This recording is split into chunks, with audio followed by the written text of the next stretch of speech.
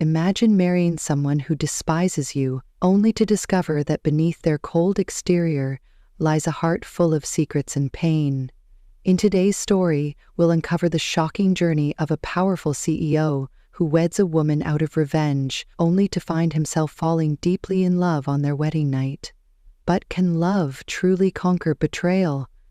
Join us to understand the story better. The city was cloaked in darkness, the rain pouring relentlessly as if the heavens themselves were mourning. Neon lights reflected off the wet pavement, casting an eerie glow on the empty streets. High above the chaos, in a sleek glass tower, Logan St. James sat alone in his office. The room was silent, save for the rhythmic tapping of his fingers against the edge of his desk. His sharp blue eyes stared out at the storm, but his mind was far away, lost in the shadows of his past. Logan was a man of power, a name that commanded respect in the world of medical technology. To the outside world, he was a visionary, a genius who had revolutionized healthcare. But beneath the polished exterior lay a man haunted by pain, a pain that had festered for years, growing into a cold, unrelenting. He closed his eyes, and the memories came flooding back.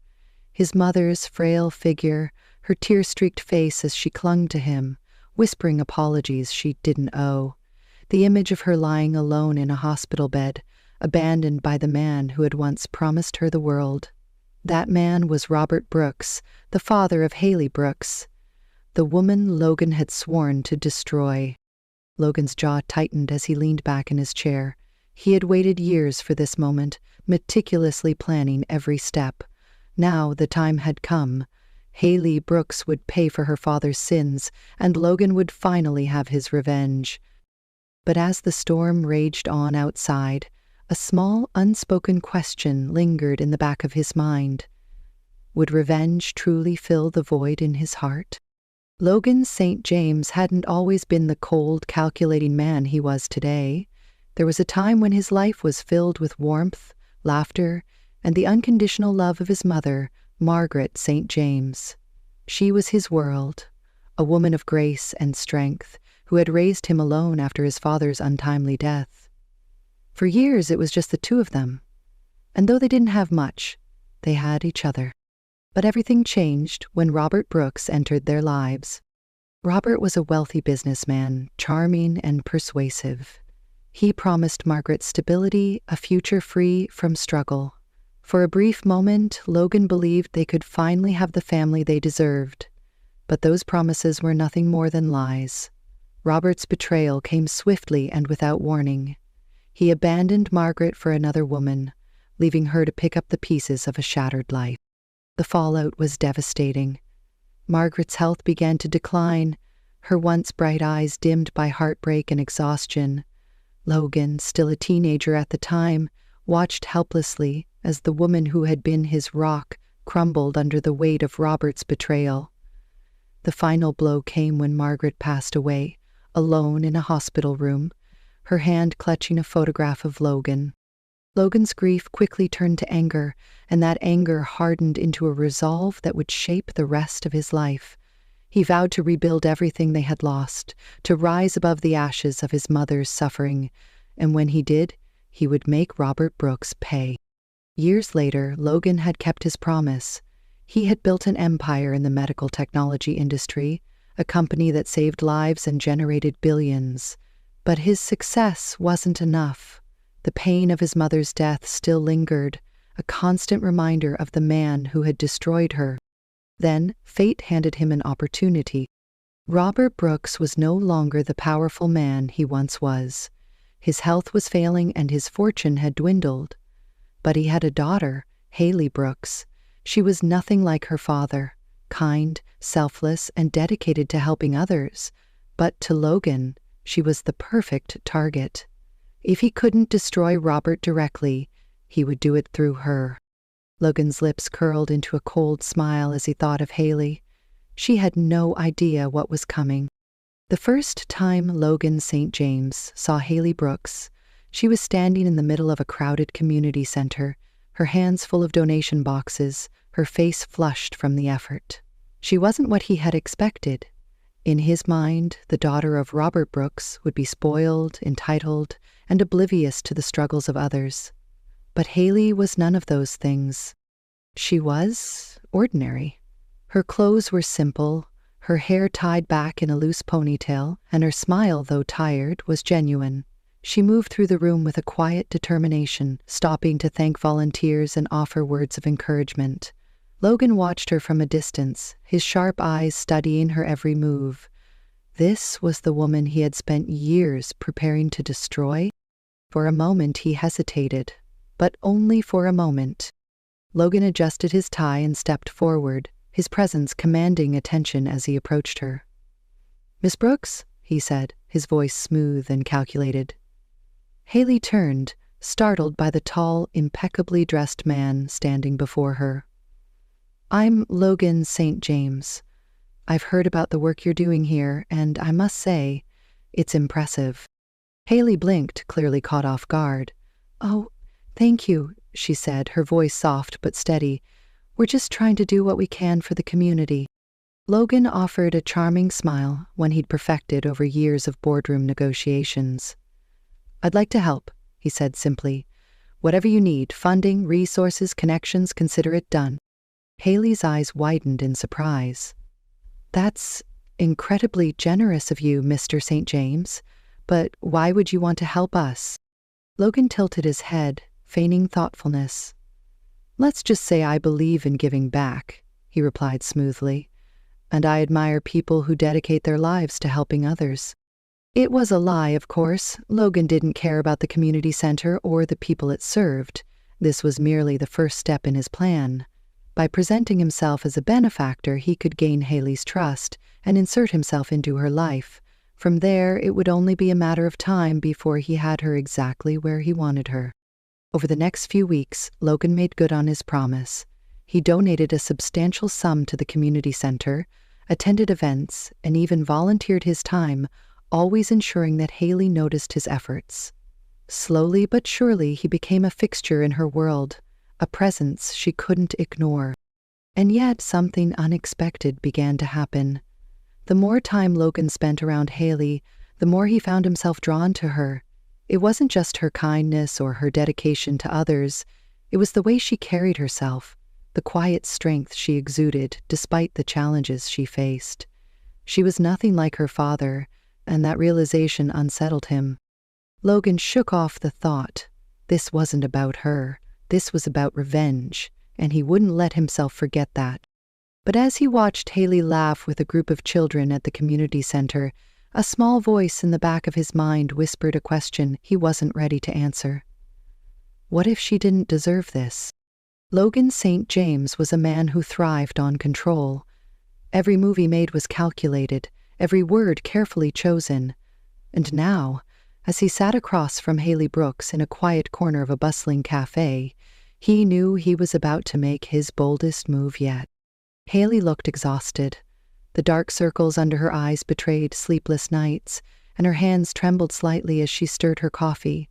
Logan had been watching her closely over the past few weeks, and he knew the weight she carried. Her father's health was deteriorating rapidly, and the medical bills were piling up. She was running out of options, and Logan was ready to offer her a lifeline, one that would bind her to him forever. "I've been thinking," Logan began, his voice calm and measured, "about your situation, about your father." Haley glanced up at him, her brow furrowed. "What about it?" Logan leaned forward, his piercing gaze locking onto hers. "I want to help you, Haley. I can cover your father's medical expenses, ensure he gets the best care possible. You won't have to worry about money ever again." Haley's eyes widened in shock. "Logan, that's incredibly generous, but I can't accept that. It's too much." Logan allowed a small smile to play on his lips. "I'm not offering this as a gift," he said smoothly. "I'm offering it as a deal." Haley's expression shifted to one of confusion. "A deal?" "Yes," Logan said, his tone steady. "Marry me." The words hung in the air between them, heavy and unexpected. Haley blinked, as if she hadn't heard him correctly. "What?" she whispered. "Marry me," Logan repeated, his voice firm. "It's a simple arrangement. You become my wife, and in return I'll take care of everything, your father's treatment, your financial struggles, all of it. You'll never have to worry again." Haley stared at him, her mind racing. "But why? Why would you want to marry me?" Logan leaned back in his chair, his expression unreadable. "Let's just say I need a wife for personal reasons. It's a mutually beneficial arrangement. You get the help you need, and I get what I want." Haley's heart pounded in her chest. The offer was tempting, too tempting. She thought of her father, lying in a hospital bed, his life hanging by a thread. She thought of the sleepless nights, the endless worry, the crushing weight of responsibility. This could be the answer to all her prayers. But something about Logan's proposal felt off. There was a coldness in his eyes, a detachment that made her uneasy. "I don't know," she said hesitantly. "This feels wrong." Logan's jaw tightened, but he quickly masked his frustration with a reassuring smile. "I understand your hesitation," he said, "but think about it, Haley. This isn't about love or romance. It's about survival. You need help, and I'm offering it. All I ask in return is your cooperation." Haley looked down at her hands, her mind a whirlwind of doubt and desperation. She didn't trust Logan, not completely. But what choice did she have? Her father's life was at stake, and she couldn't bear the thought of losing him. After a long silence, she finally looked up at Logan, her voice barely above a whisper. "Okay," she said. "I'll do it." Logan's smile widened, but it didn't reach his eyes. "Good," he said, his tone almost triumphant. "You won't regret this." The wedding was a whirlwind. Logan spared no expense, ensuring the ceremony was a grand spectacle that would make headlines. Haley felt like a stranger in her own life, swept up in a world of luxury and excess that she didn't belong to. The dress, the flowers, the endless stream of guests, it was all too much. And through it all, Logan remained distant, his demeanor cool and composed. On their wedding night, Haley sat alone in the lavish bedroom of Logan's penthouse, staring out at the city lights. She felt like a prisoner in a gilded cage, trapped in a marriage that wasn't real. When Logan finally entered the room, she turned to face him, her heart pounding. He didn't say a word. Instead, he walked to the window, his back to her. The silence was suffocating. "Logan," Haley said softly, her voice trembling, "why did you really marry me?" Logan didn't answer right away. When he finally spoke, his voice was low and distant. "It doesn't matter," he said. "What matters is that you're here now. That's all you need to know." Haley felt a pang of sadness in her chest. She didn't understand him, and she wasn't sure she ever would.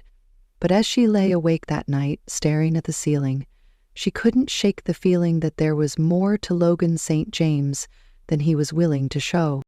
And Logan, lying awake on the other side of the bed, couldn't shake the feeling that he had just made the biggest mistake of his life. The days after the wedding were a blur of awkward silences and unspoken tension.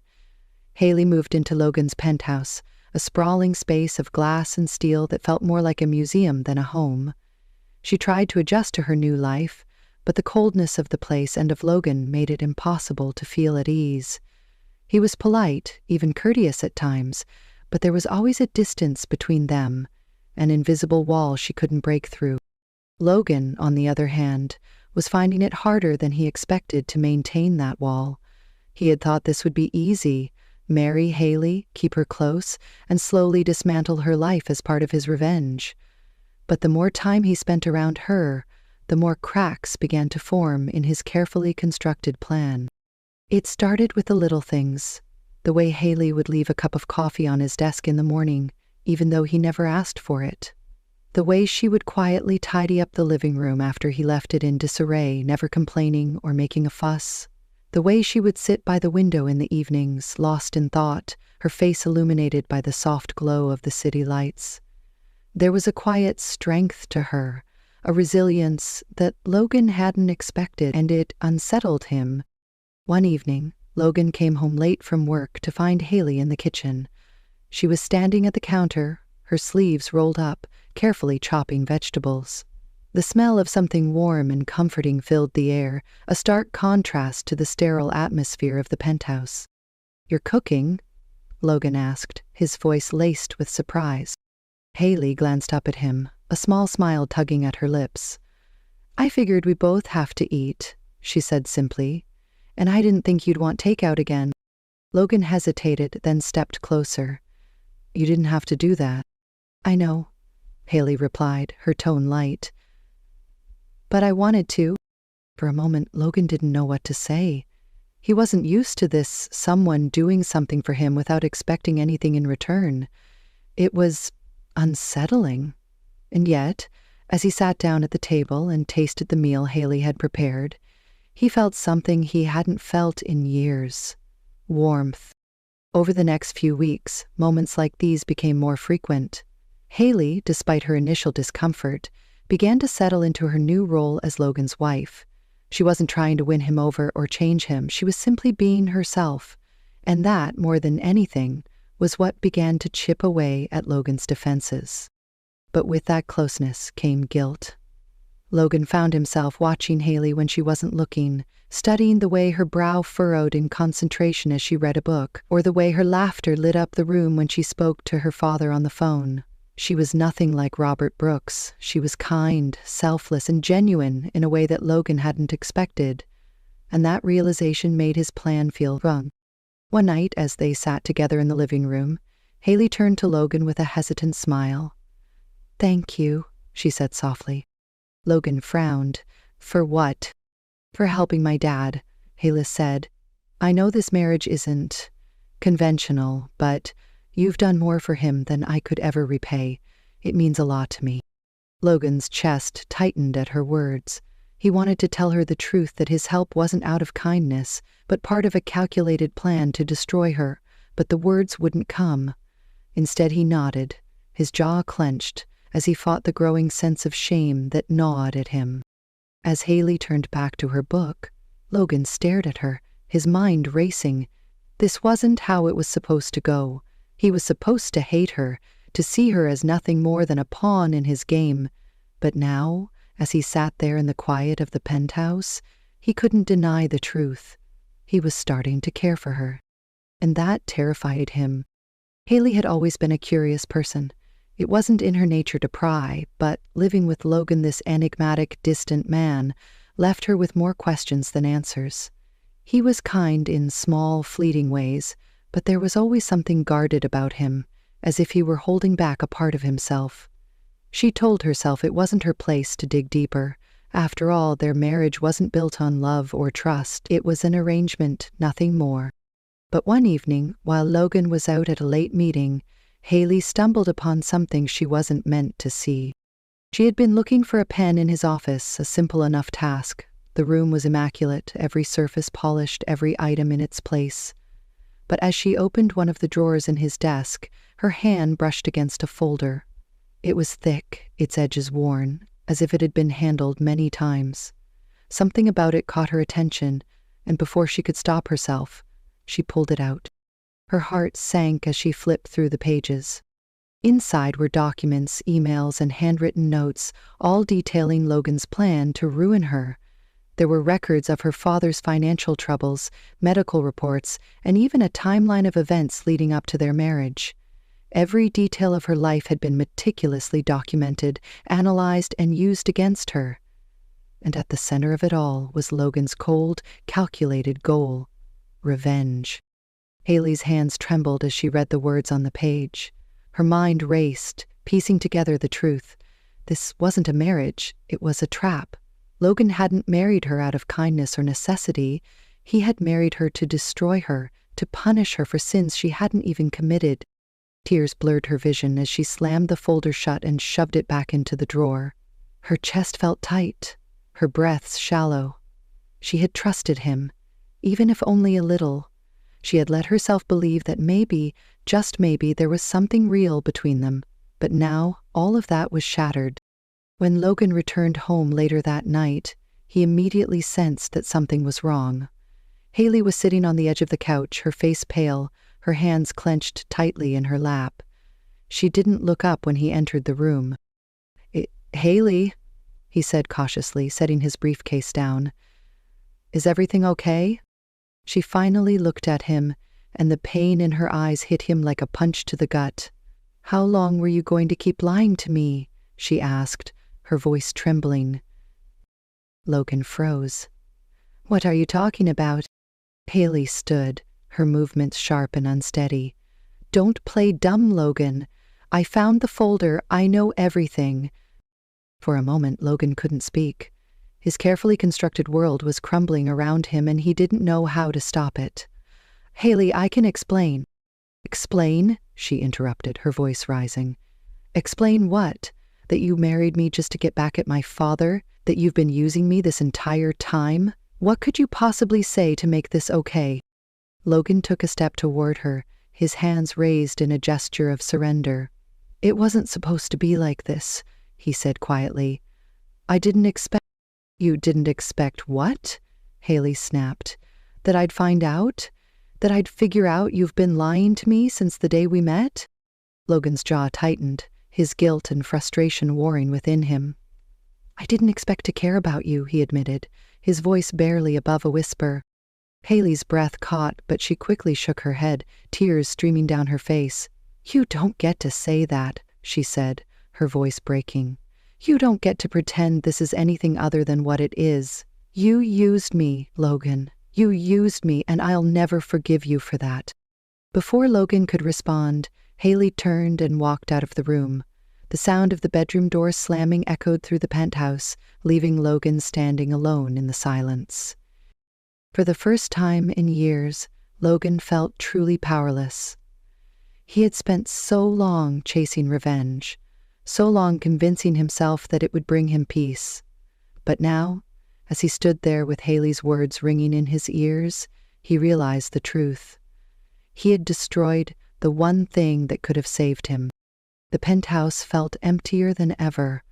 Haley had locked herself in the guest bedroom, refusing to speak to Logan. Days passed in silence, each one heavier than the last.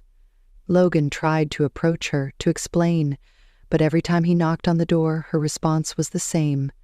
Leave me alone. For the first time in his life, Logan St. James didn't know what to do. He had built his entire existence on control, on strategy, on always being one step ahead. But now, standing on the edge of losing Haley, he realized he had no plan for this. No strategy could undo the damage he had caused. Haley, meanwhile, was a storm of emotions. Anger, betrayal, sadness, they all swirled inside her, leaving her exhausted and broken. She couldn't look at Logan without seeing the lies, the manipulation, the cold calculation that had brought her into his life. And yet, there was a part of her, a small, fragile part that couldn't ignore the moments when he had been kind, when he had shown glimpses of something real. But how could she trust any of it now? One evening, as Haley sat by the window in the guest room staring out at the city lights, there was a soft knock on the door. She didn't respond, expecting Logan to leave as he always did, but this time he didn't. Ellie, Logan's voice came through the door, low and hesitant. I know you don't want to see me, and I don't blame you, but I need you to know, I'm sorry. Haley's chest tightened, but she stayed silent. I never meant for it to go this far, Logan continued. When I started this, I was angry. I wanted revenge. I thought it would make me feel better, that it would fix everything. But I was wrong. I was so wrong. Haley closed her eyes, her hands gripping the edge of the windowsill. I know I don't deserve your forgiveness, Logan said, his voice breaking slightly. But I need you to know that somewhere along the way, everything changed. You changed me, and I don't want to lose you. The sincerity in his voice caught Haley off guard. She wanted to believe him, but the pain of his betrayal was still too fresh. She stayed where she was, her heart warring with her mind. When Logan finally walked away, Haley felt a pang of something she couldn't quite name. Was it regret, or was it the faintest flicker of hope? The next morning, Haley woke to find the penthouse eerily quiet. Logan was gone. On the kitchen counter there was a note in his neat handwriting. "I'll give you space, but I'll always be here if you need me." For the next few weeks, Logan kept his distance. He moved into a hotel, leaving Haley alone in the penthouse. But even from afar, he found ways to show her he cared. He arranged for her father to receive the best medical care, ensuring that every bill was paid without question. He sent groceries to the penthouse, always including her favorites, and when Haley's car broke down one morning, she found a new one waiting in the garage, the keys left on the counter with no note, no explanation. At first, Haley was angry. She didn't want his help, didn't want to feel indebted to him. But as the days turned into weeks, she began to see the truth in his actions. Logan wasn't trying to control her anymore. He wasn't trying to manipulate her. He was simply The turning point came one rainy afternoon. Haley was visiting her father at the hospital when she overheard two nurses talking in hushed tones. "Did you hear about the man who paid for Mr. Brooks's surgery?" one of them said. "Apparently he's been covering all the costs anonymously.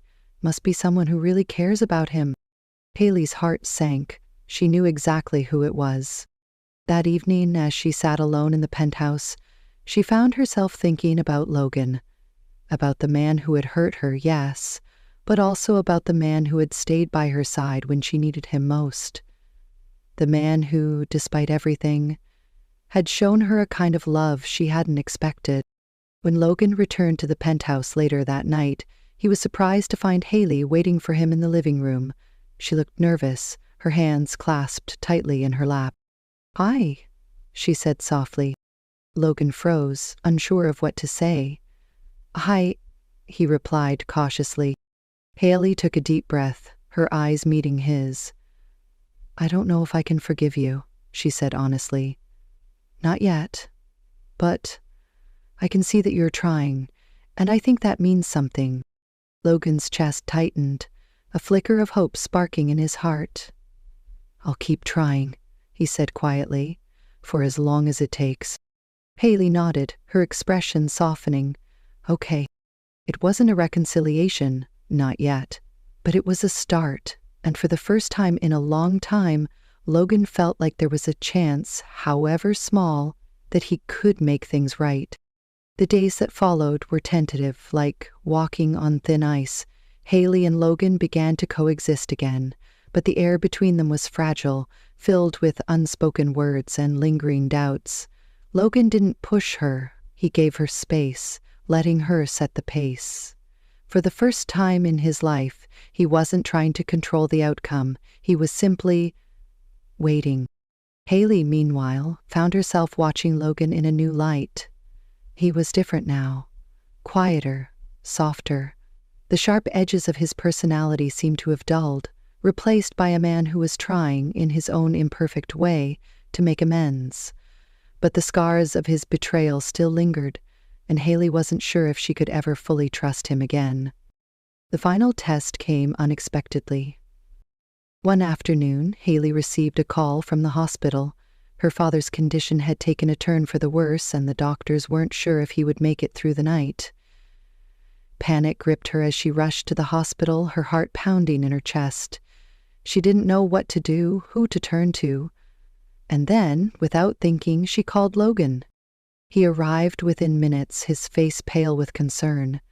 "What happened?" he asked, his voice steady but laced with worry. Haley's voice broke as she explained the situation. "They don't think he's going to make it," she whispered, tears streaming down her face. "I don't know what to do." Logan didn't hesitate. He took her hand in his grip firm and reassuring. "You don't have to do this alone," he said softly. "I'm here. Whatever you need, I'm here." For the next several hours, Logan stayed by Haley's side. He spoke to the doctors, made arrangements for additional specialists, and ensured that Haley had everything she needed. He didn't leave her for a moment, his presence a steady anchor in the storm of her emotions. When the worst of the crisis had passed and her father stabilized, Haley finally allowed herself to breathe. She sat in the hospital waiting room, exhausted but relieved, as Logan handed her a cup of coffee. "Thank you," she said quietly, her voice hoarse from crying. Logan sat down beside her, his expression unreadable.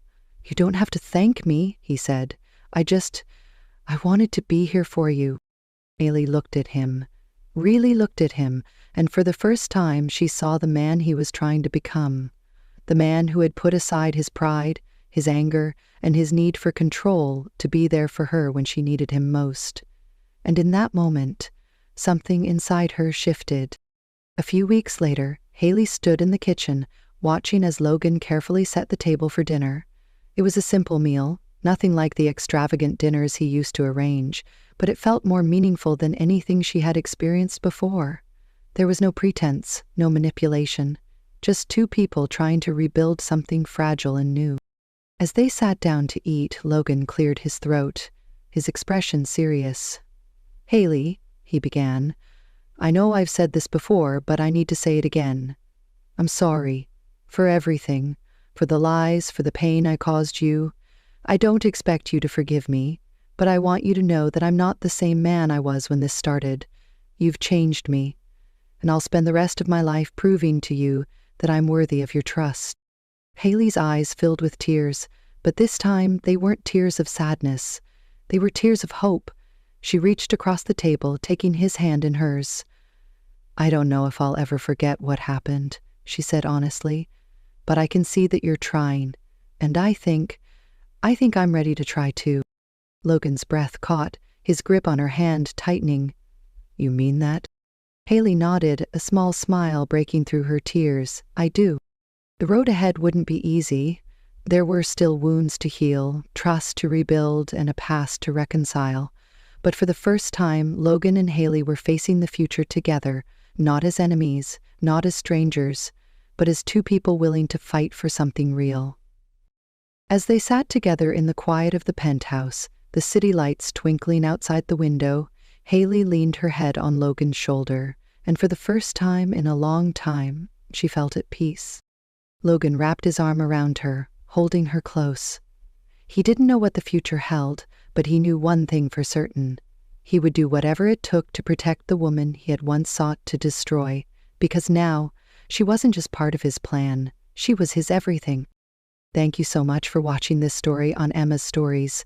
If you enjoyed it, don't forget to like, comment, and subscribe to the channel for more heartfelt and inspiring tales.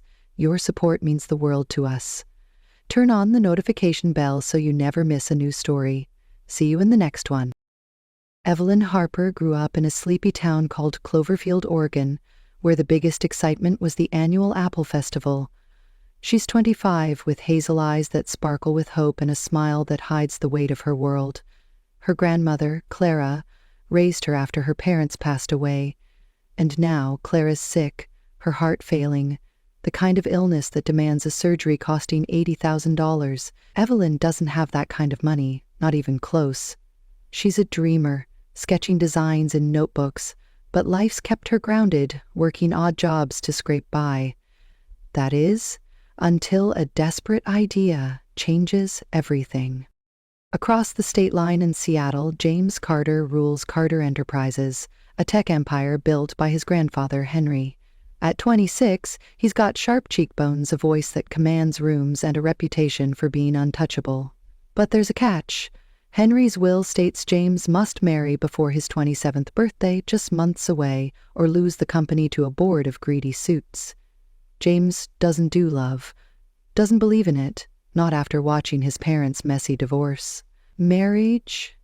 It's a business deal to him, nothing more, so he turns to a discreet matchmaking agency, one that promises no strings, just a signature on a marriage certificate.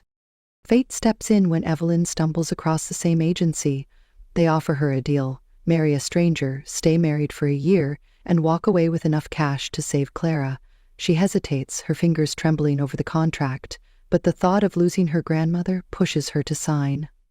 James does the same, miles away, both unaware of who's on the other end.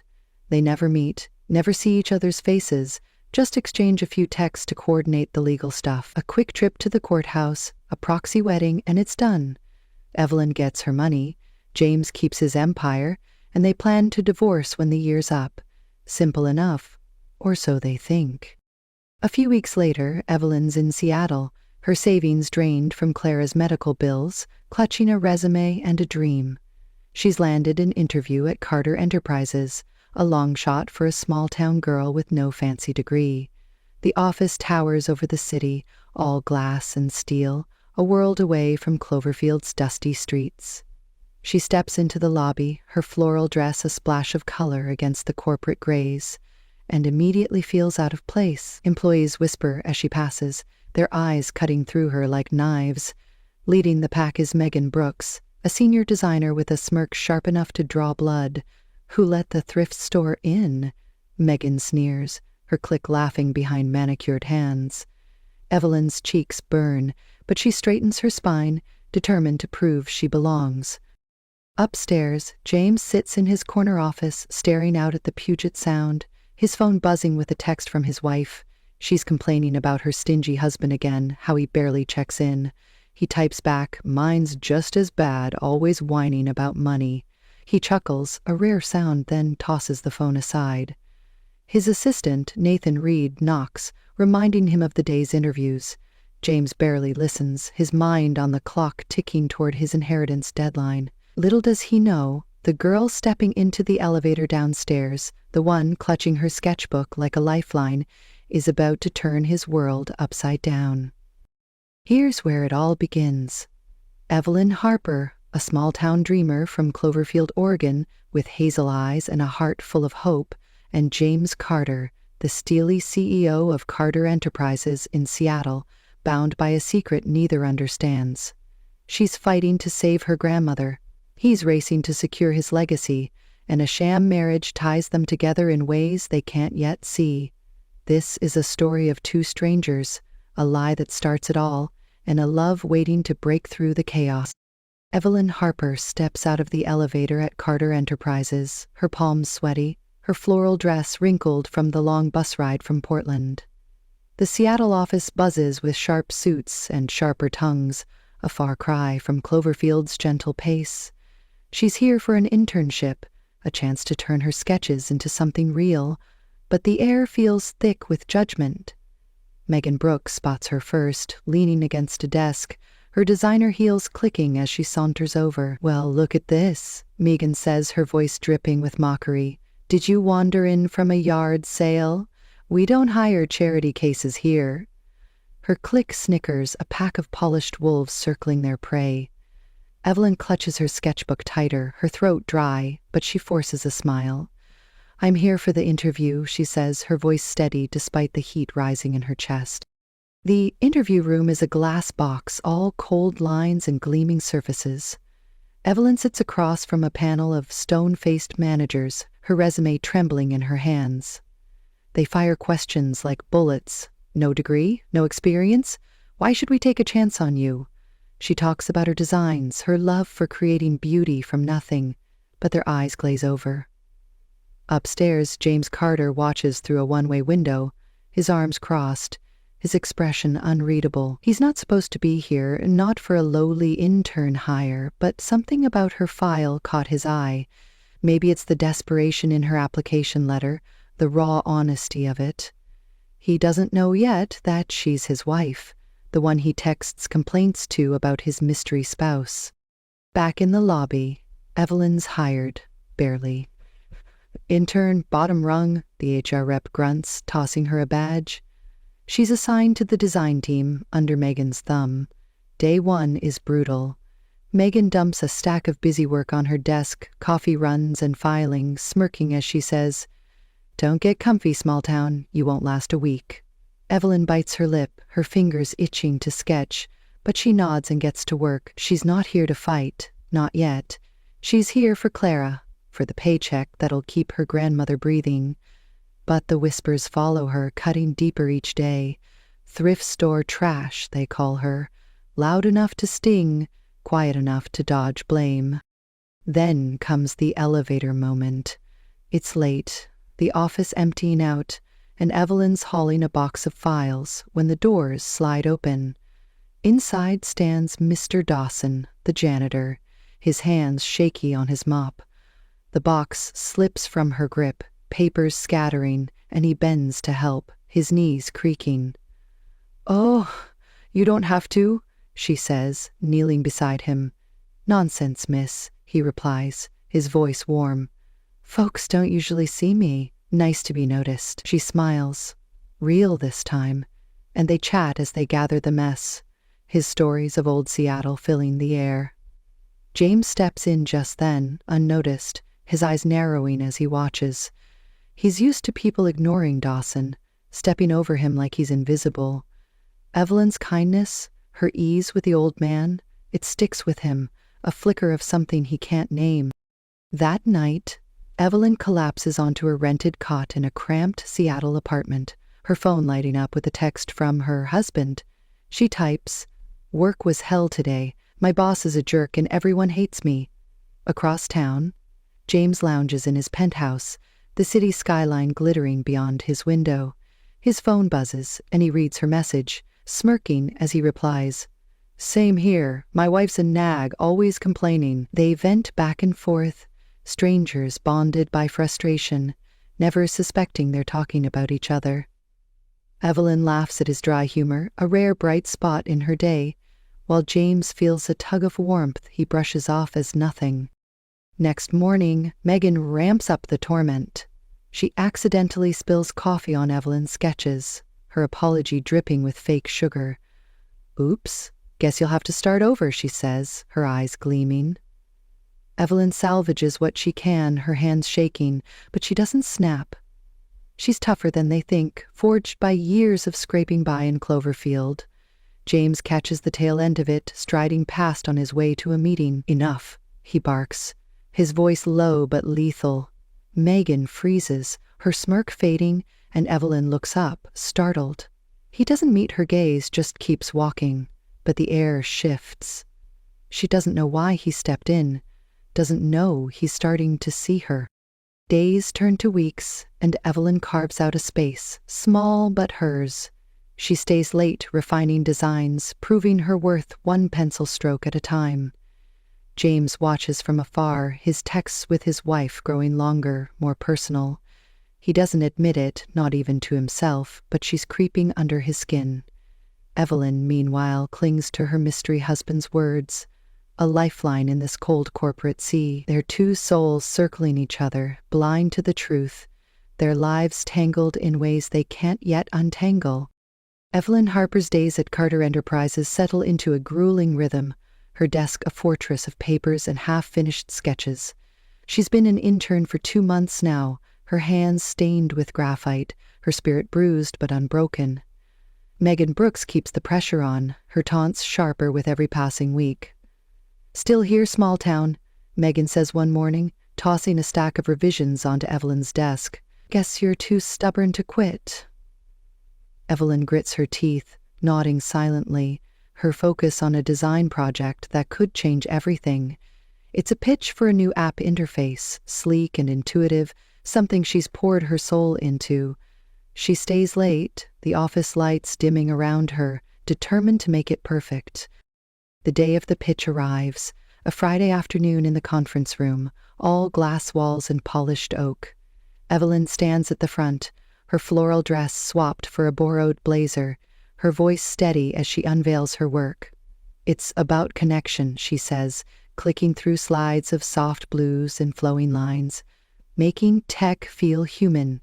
The managers lean forward, nodding, a rare flicker of approval in their eyes. James Carter sits at the head of the table, his face a mask, but his fingers tap the armrest, a tell he doesn't notice.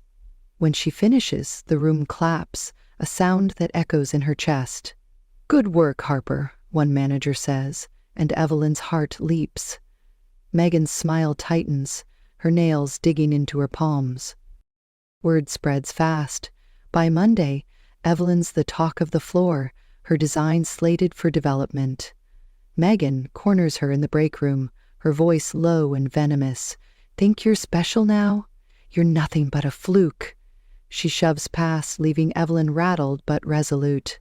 That night, Evelyn texts her husband, her fingers flying over the keys. "Finally did something right at work. Maybe I'm not a total failure." James, sprawled on his leather couch, reads it and replies, Told you you're better than you think. My day was a mess, though. Too many idiots.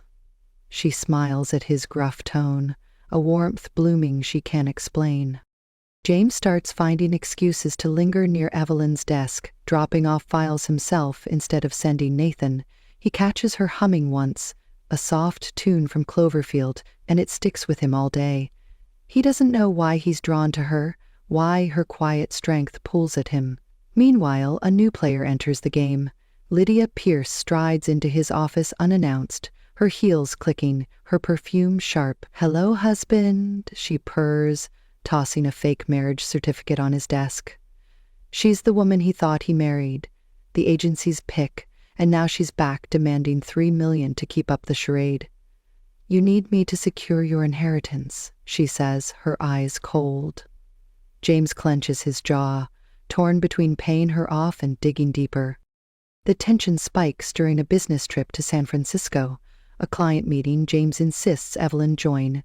They're side by side in a sleek boardroom, her notes meticulous, his presence commanding. After, the team heads to a rooftop bar, the city lights sprawling below. Evelyn sips water, keeping her distance, but Megan's there, her smile too wide. She slips something into James's drink when he's not looking, a favor for Lydia, who promised her a cut. James downs it, his head spinning minutes later. Evelyn notices first, his words slurring as he grips the railing. "You okay?" she asks, her hand on his arm. He shakes his head, the world tilting, and she pulls him aside, panic rising. It gets worse. James stumbles, his knees buckling, and Evelyn catches him, her small frame straining under his weight. "Stay with me," she says, her voice firm, guiding him to a cab. The driver speeds them to a hotel, the nearest safe place, but James is fading fast. In the room, Evelyn's hands shake as she dials Nathan. "Something's wrong with him," she says, her breath hitching. Nathan's voice crackles through. "I'm on my way, keep him awake." She splashes water on James's face, his eyes fluttering open. "Evelyn?" he mumbles, his hand brushing hers, a spark neither expects. She freezes, her heart racing, then pulls back as Nathan bursts in. The hospital's a blur of white walls and beeping machines. James is stable, the doctors muttering about a sedative too much in his system. Evelyn sits by his bed, her sketchbook forgotten, her eyes fixed on his sleeping form. Nathan arrives, his face grim. "Someone spiked him," he says. "Megan was there. Lydia's been calling." Evelyn's stomach drops, the pieces clicking together. James stirs, his voice rough. "Harper, you still here?" She nods, her throat tight. "Couldn't leave you like that." He looks at her, really looks, and something shifts, a crack in his icy walls. Back in Seattle, rumors fly. Megan spins a tale, whispering to the team that Evelyn's chasing James, a gold digger after the CEO. "She's shameless," Megan says, her click nodding. Evelyn overhears, her fists clenching, but she keeps her head down. James, recovered, storms into the office, his eyes dark. "Who saw what happened?" he demands, his voice cutting through the chatter. No one answers, but he knows. He texts his wife that night, works a circus. "Someone tried to take me down." Evelyn, curled up in her tiny apartment, replies, "Same here, people suck." Their words weave a thread neither sees, pulling them closer, step by secret step. Evelyn Harper's rise at Carter Enterprises hits a jagged edge. Her app design's a hit, earning her a permanent spot on the team, but the victory's bitter. Megan Brooks watches from her corner office, her jealousy a living thing, twisting her smile into something feral. She spent years clawing her way up, and now this small-town nobody's stealing her spotlight. She meets Lydia Pierce in a dim Seattle bar, the air thick with cigarette smoke. "He's protecting her," Megan hisses, swirling her drink. "James won't let her go." Lydia leans in, her voice smooth as silk. "Then we make her disappear. I'll pay you double." Megan nods, her eyes glinting, a plan forming like a storm cloud. Evelyn's oblivious, her days a blur of work and late-night texts with her husband. She's at her desk one afternoon sketching when Megan saunters over. "Need you to run an errand," she says, handing over an address scribbled on a napkin. "Client pickup near Tacoma, now." Evelyn hesitates, the address odd, an industrial zone. But she grabs her coat. It's a trap, and she walks right into it. The warehouse looms, rusted and empty, the air cold as she steps inside. A shadow moves, then another, and before she can scream, hands grab her, rough and unrelenting. Megan steps out, her smirk cruel. "Thought you could take him from me?" she says, her voice echoing off the walls. They drag Evelyn to a basement, her wrists bound, her heart pounding. Megan circles her, a predator with prey. "James was mine first," she spits. "I saw him years ago, helped him when no one else did. You don't deserve him." Evelyn struggles, her voice hoarse. "I don't even want him like that." Megan laughs, sharp and unhinged, then swings a metal pipe. It catches Evelyn's side, a sickening thud, and she crumples, pain exploding through her. Blood seeps through her shirt, her vision blurring. But she fights to stay conscious, Clara's face flashing in her mind. James Carter's in his office when his phone buzzes, a text from Evelyn, short and strange. "Heading to Tacoma. Back soon." He frowns, unease prickling his spine. Hours pass, no word, and he calls Nathan Reed. "Find her," he orders, his voice tight. Nathan digs, tracing her phone to a dead signal near Tacoma's old docks. James grabs his keys, the drive a haze of speed and dread. He reaches the warehouse, its silence eerie, and hears a muffled cry from below. He descends, his footsteps loud in the dark, and finds her, slumped against a wall, Megan looming over her with that pipe raised again. "Stop," James roars, lunging forward. Megan swings at him, but he dodges, tackling her to the ground. She thrashes, clawing at him, her screams wild. "She's ruining everything." He pins her, his breath ragged, until Nathan bursts in with security, cuffing her as she spits curses. James turns to Evelyn, her face pale, her eyes half open. "Hang on," he says, lifting her gently, her blood staining his shirt. The ambulance ride is a nightmare. Sirens wailing, her hand limp in his. At the hospital, doctors swarm, their words a blur until one pulls him aside. "She's stable, but there's something else," the doctor says, his voice low. "She lost a pregnancy, 2 months along. Did you know?" James freezes, the air sucked from his lungs. Pregnant? He didn't know, couldn't have, and neither did she. Guilt crashes over him, heavy and cold. He sits by her bed, her breathing shallow, and whispers, "I'm sorry," though she can't hear. When she wakes, her eyes search his, confused. "What happened?" she asks, her voice weak. He hesitates, the truth a weight he can't unload yet. "Megan attacked you. You're safe now," he says, his hand brushing hers.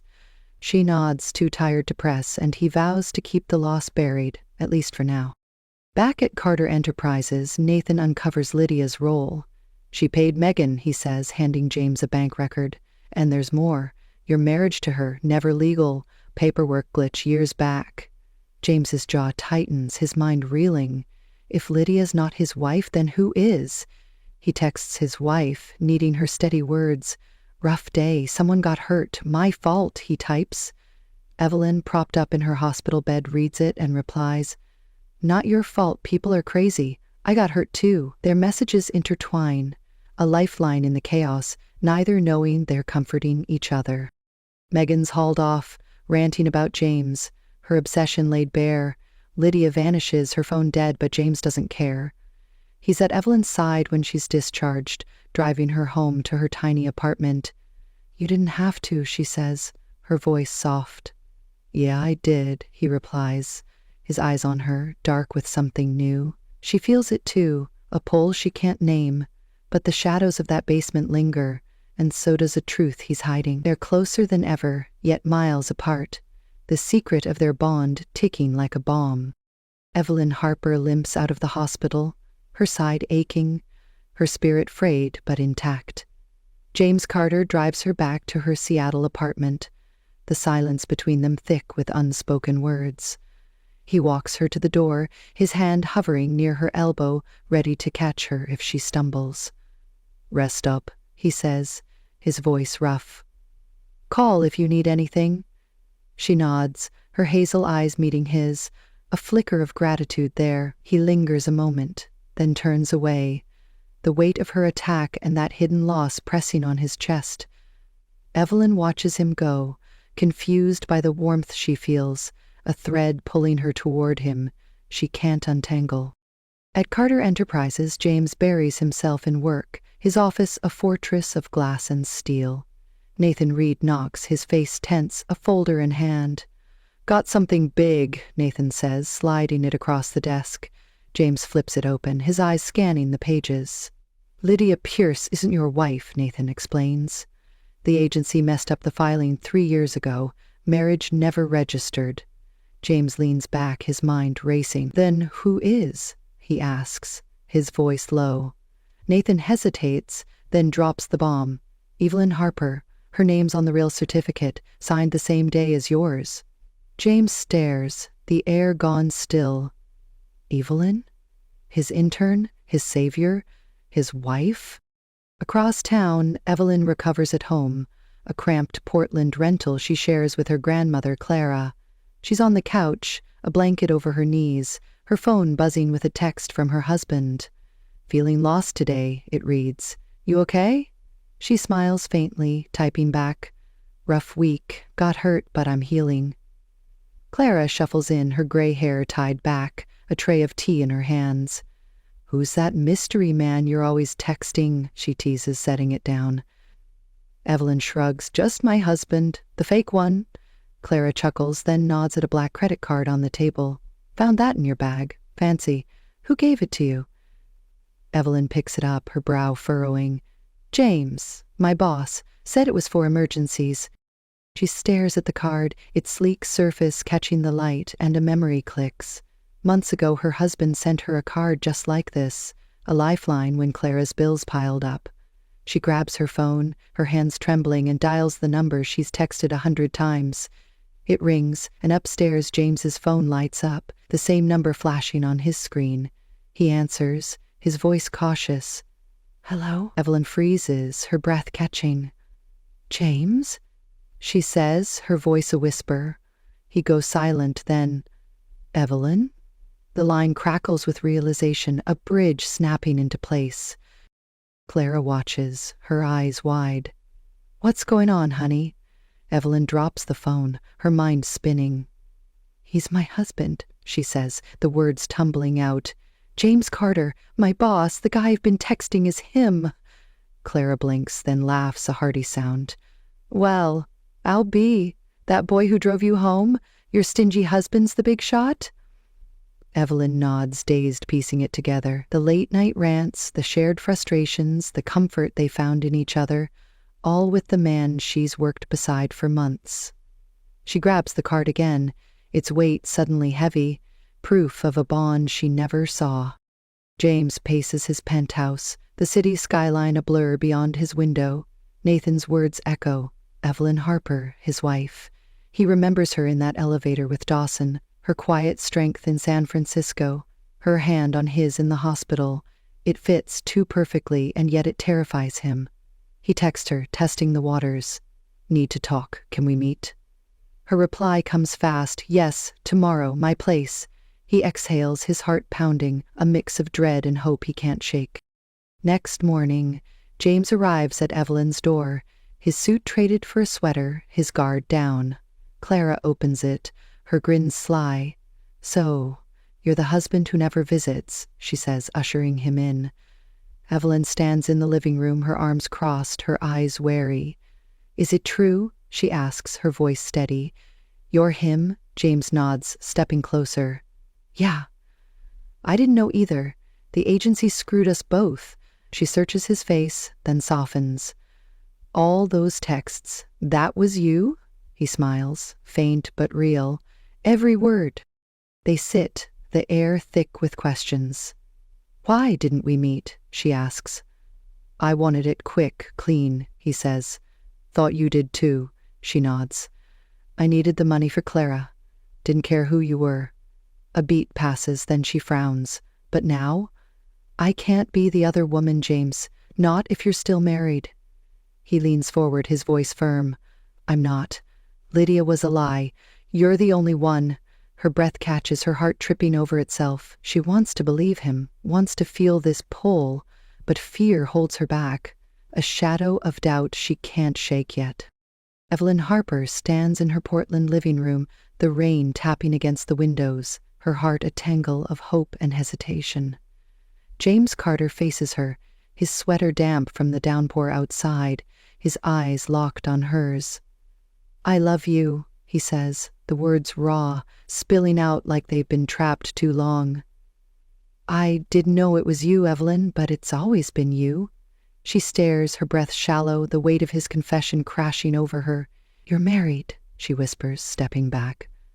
We both are, he shakes his head, closing the gap. No, mine was fake, a deal to keep my grandfather happy. Henry's will forced me into it. I don't even remember her face. What about you? Evelyn's hands tremble, her voice soft. Same, a contract to save Clara. We met once, signed the papers, and that was it. She looks up, a spark igniting. So we're both free? James nods, a half smile breaking through. Almost. 3 days and the divorce papers clear, then it's just us. She wants to believe him, wants to leap, but the scars from Tacoma linger, and she hesitates. I need time, she says, turning away. He nods, respecting her space, and leaves, the rain swallowing his footsteps. Back in Seattle, chaos erupts at Carter Enterprises. Lydia Pierce storms into James's office, her smile a blade. You can't ditch me, she says, slamming a forged document down. I'll take half your company if you try. James stands, his voice ice. You're nothing to me. That marriage never existed. She laughs, cold and sharp. Tell that to Henry. He'll believe me. She's right. James knows it. His grandfather's old school, easily swayed by tears and lies. He calls Nathan Reed. Get her out, he says, his tone lethal. Nathan escorts her, but Lydia's already dialing Henry, planting seeds of doubt. That night, James drives to Evelyn's, the rain heavier now, his resolve steel. He knocks, and Clara lets him in, her eyes twinkling. Fix this, boy, she says, nodding toward Evelyn on the couch.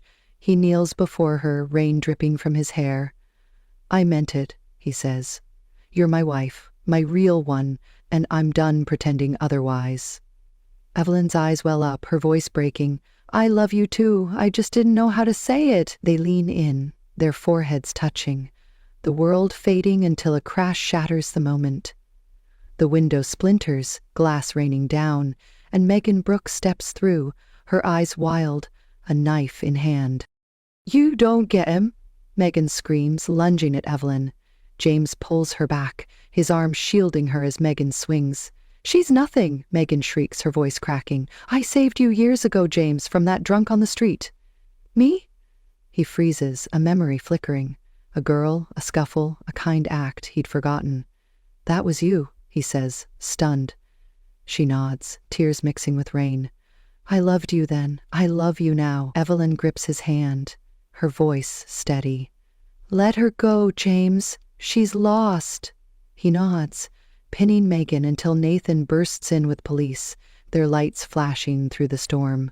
She's cuffed, sobbing, her obsession dragging her away. Henry Carter arrives next, his cane tapping, Lydia at his side. What's this nonsense? He growls, eyeing James. Lydia smirks. He's abandoning me, Henry. Your grandson's a liar. James steps forward, Evelyn at his side. She's the liar, he says, handing over Nathan's folder. No marriage, just fraud. Henry scans it, his face hardening, then turns to Lydia. Out, he barks. And don't come near my family again. She stumbles back, defeated, her heels clicking as she flees. Henry looks at Evelyn, his gruff voice softening. You're the real one, eh? Good. Keep him in line.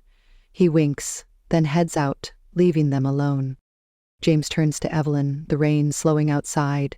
3 days, he says, his hand finding hers. Then no more secrets. She smiles, her hazel eyes bright. No more running, she replies, pulling him close. They kiss, Soft at first, then fierce, the storm a witness to a love forged in chaos. Megan's gone, Lydia's exposed, and Henry's blessing seals it. They're not just husband and wife by paper now, but by choice, their hearts finally aligned.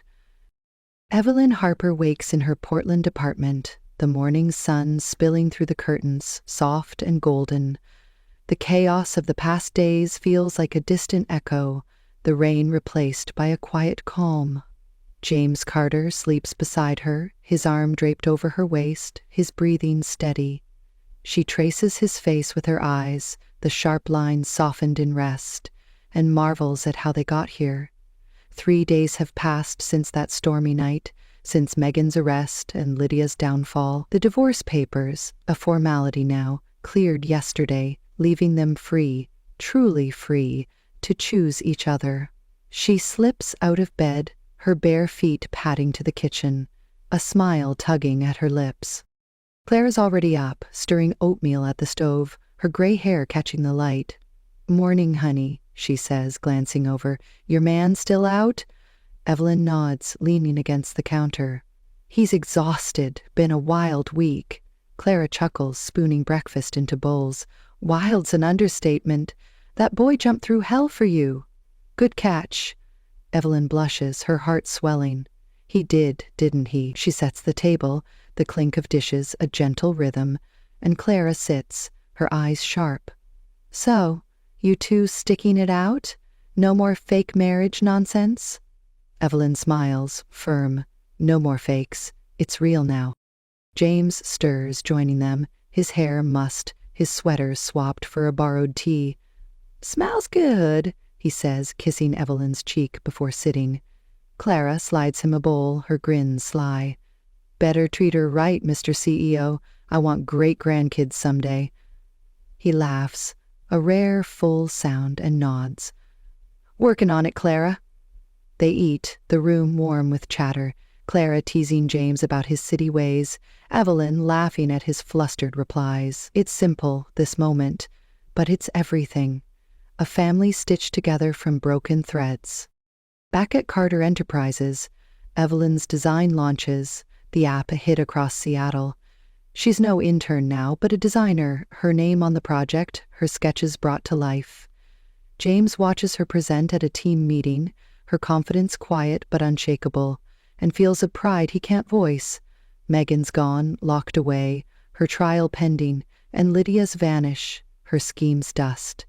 Henry Carter drops by, his cane tapping, his gruff voice praising Evelyn. "Knew you were a keeper," he says, clapping James's shoulder. "Don't mess this up, boy," James smirks. "Not planning to." That evening, James takes Evelyn to the rooftop of his penthouse, the city sprawling below, lights twinkling like stars. He pulls a small box from his pocket, a necklace inside, silver with a tiny hazel gem to match her eyes. "For you," he says, fastening it around her neck. "A promise. No more secrets, no more running." She touches it, her throat tight, and looks up. "You didn't have to," he shrugs, his hands finding hers. "Wanted to. You're my home, Evelyn. Took me too long to see it." She steps closer, her voice soft. "You're mine too. From that first text, I think." They stand there, the wind gentle, the world theirs for a moment. She thinks of Cloverfield, of Clara's laughter, of the warehouse shadows that nearly broke her. He thinks of Henry's will, of the empire he almost lost, of the girl who saved him without knowing it. "We started as strangers," she says, her head on his chest. "Yeah," he replies, his arms tightening. "And now we're everything." They kiss, slow and sure, the necklace cool against her skin, a symbol of a love forged in fire. Months later, life settles into a new shape. Evelyn splits time between Portland and Seattle, her designs thriving, her heart full. James softens, his edges smooth by her, his penthouse no longer a cold shell but a place they share. Clara visits, her health steady, her stories endless, and Henry joins them sometimes, grumbling about city traffic but smiling at Evelyn's sketches. They build something real, day by day, a future neither expected but both cherish. It began with a lie, a contract signed in haste. two souls tethered by chance. Evelyn, the dreamer from Cloverfield, and James, the king of Carter Enterprises, stumbled through secrets and storms to find each other.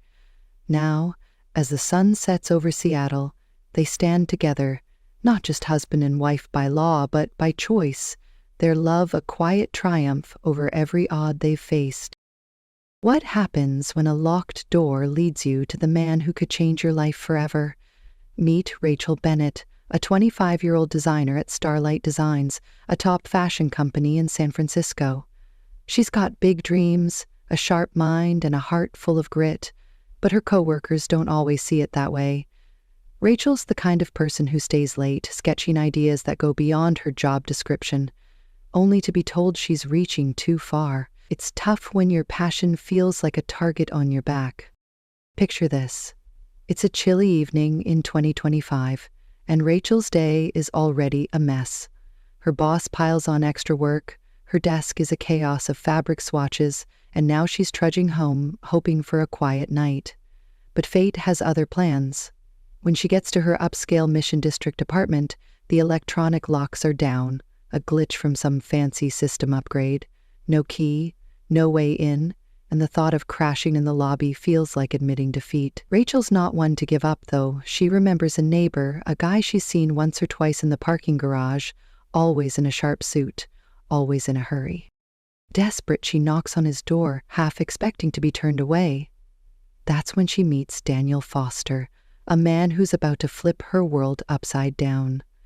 One knock sparks a journey of love, betrayal, and redemption, where locked doors lead to open hearts. Will Rachel find her place in a world that keeps pushing her out? Can a stranger become her safe haven? This is a story that'll make you laugh, cry, and believe in second chances. Get ready for a roller coaster of emotions, because Rachel's tale is just beginning, and trust me, you won't want to miss a single moment. Rachel Bennett sat at her desk in the buzzing office of Starlight Designs, surrounded by mood boards and fabric samples. The San Francisco skyline sparkled through the glass walls, but her focus was on the sketch in front of her, a bold dress design she'd stayed up all night to perfect. She wasn't just a junior designer, she wanted to prove she could think bigger.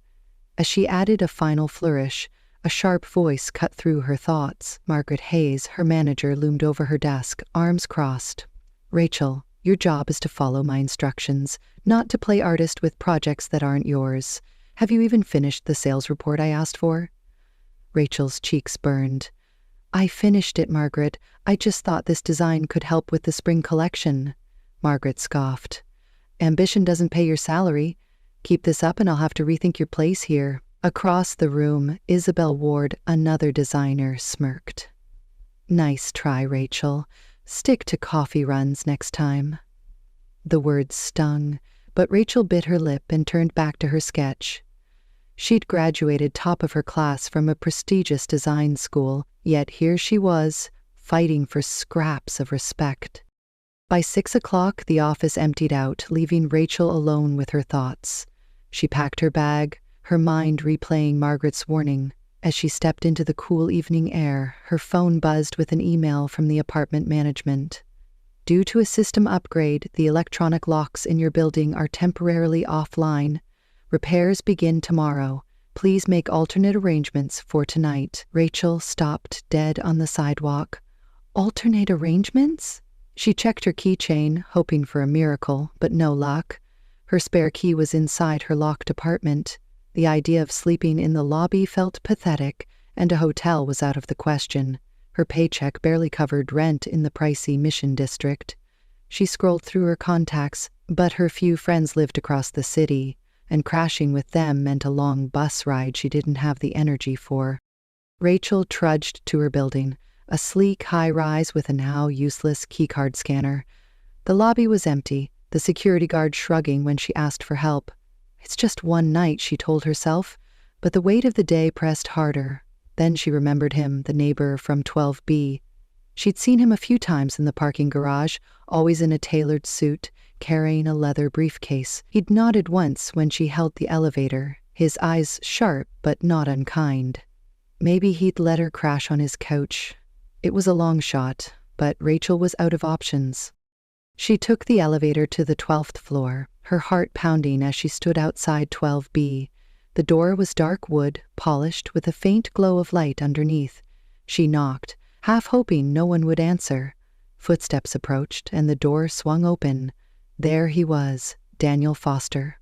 In a crisp white shirt, sleeves rolled up, looking like he'd just stepped out of a meeting. His dark hair was slightly tousled, and his green eyes narrowed as he took her in. "Can I help you?"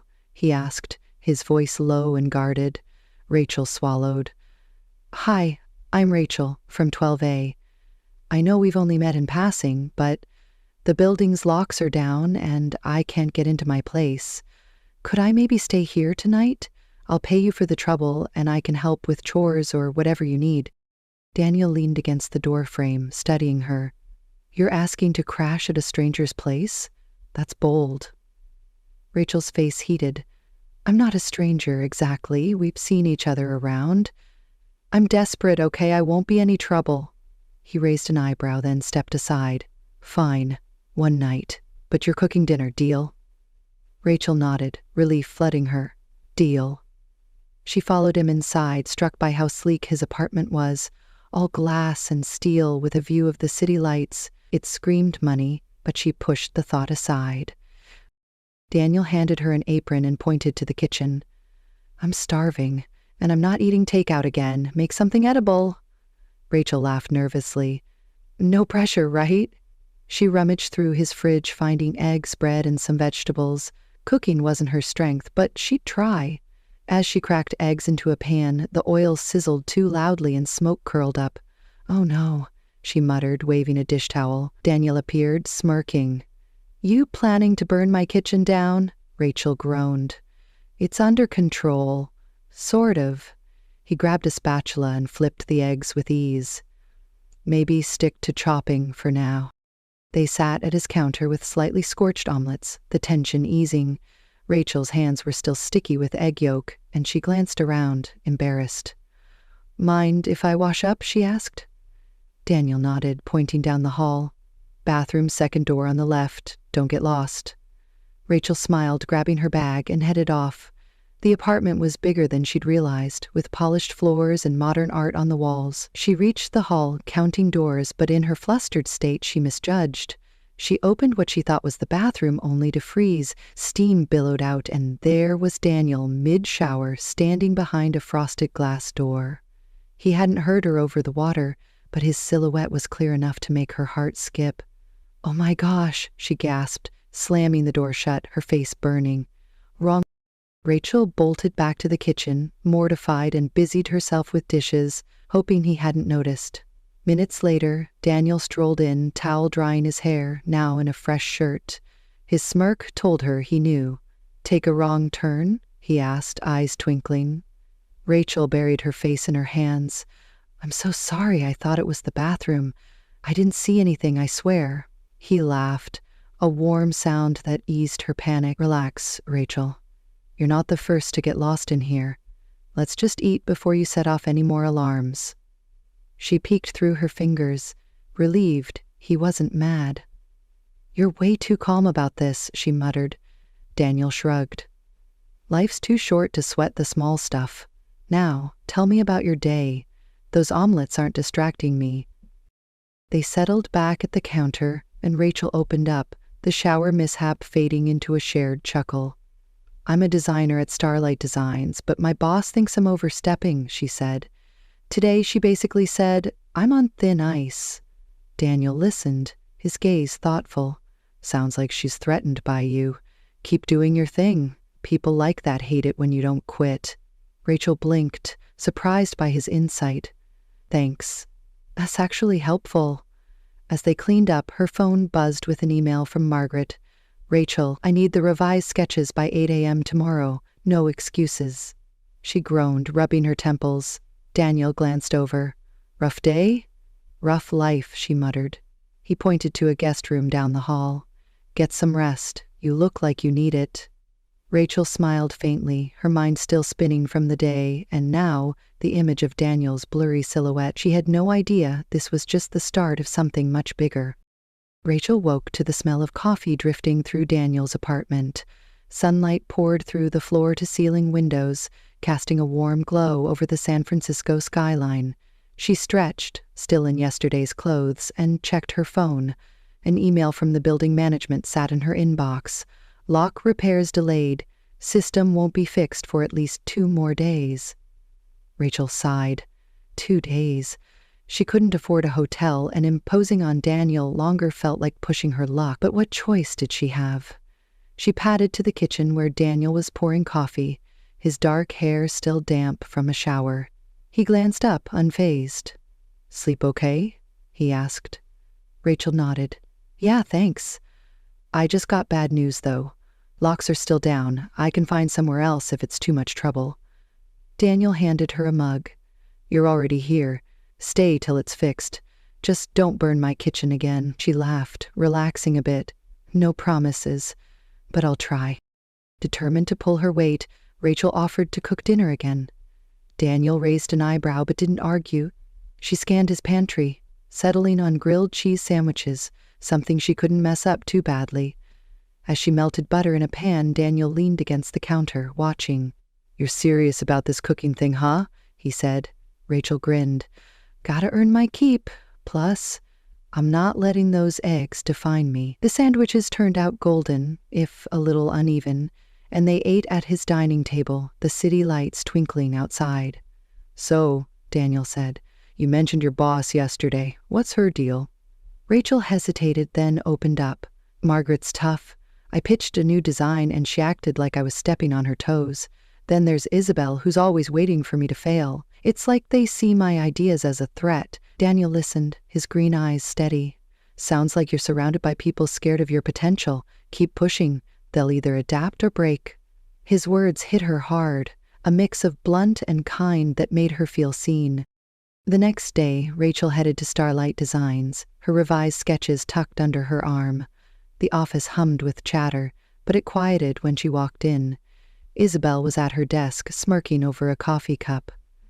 "Nice of you to show up, Rachel. Hope those sketches aren't recycled from someone else's work." Rachel ignored her, setting her portfolio on Margaret's desk. Margaret barely looked up. "These better be good, Rachel. I don't have time for amateurs." The words stung, but Rachel held her ground. "They're original, and they're ready for the client meeting." Margaret waved her off, but Rachel caught a flicker of unease in her eyes. Back at her desk, she worked through lunch, tweaking designs until her vision blurred. By evening, she was exhausted but determined to prove herself. When she got back to Daniel's place, he was on a call, his tone sharp. "Tell them we're not budging on the deadline. I want updates by tomorrow." He hung up, noticing Rachel. "Rough day?" he asked. She slumped onto the couch. "You could say that. Work's a battlefield, and I'm running low on armor." Daniel sat beside her, a rare softness in his expression. "You're tougher than you think. Don't let them dull your spark." Rachel smiled faintly. "You sound like you've fought a few battles yourself." He shrugged, dodging the hint.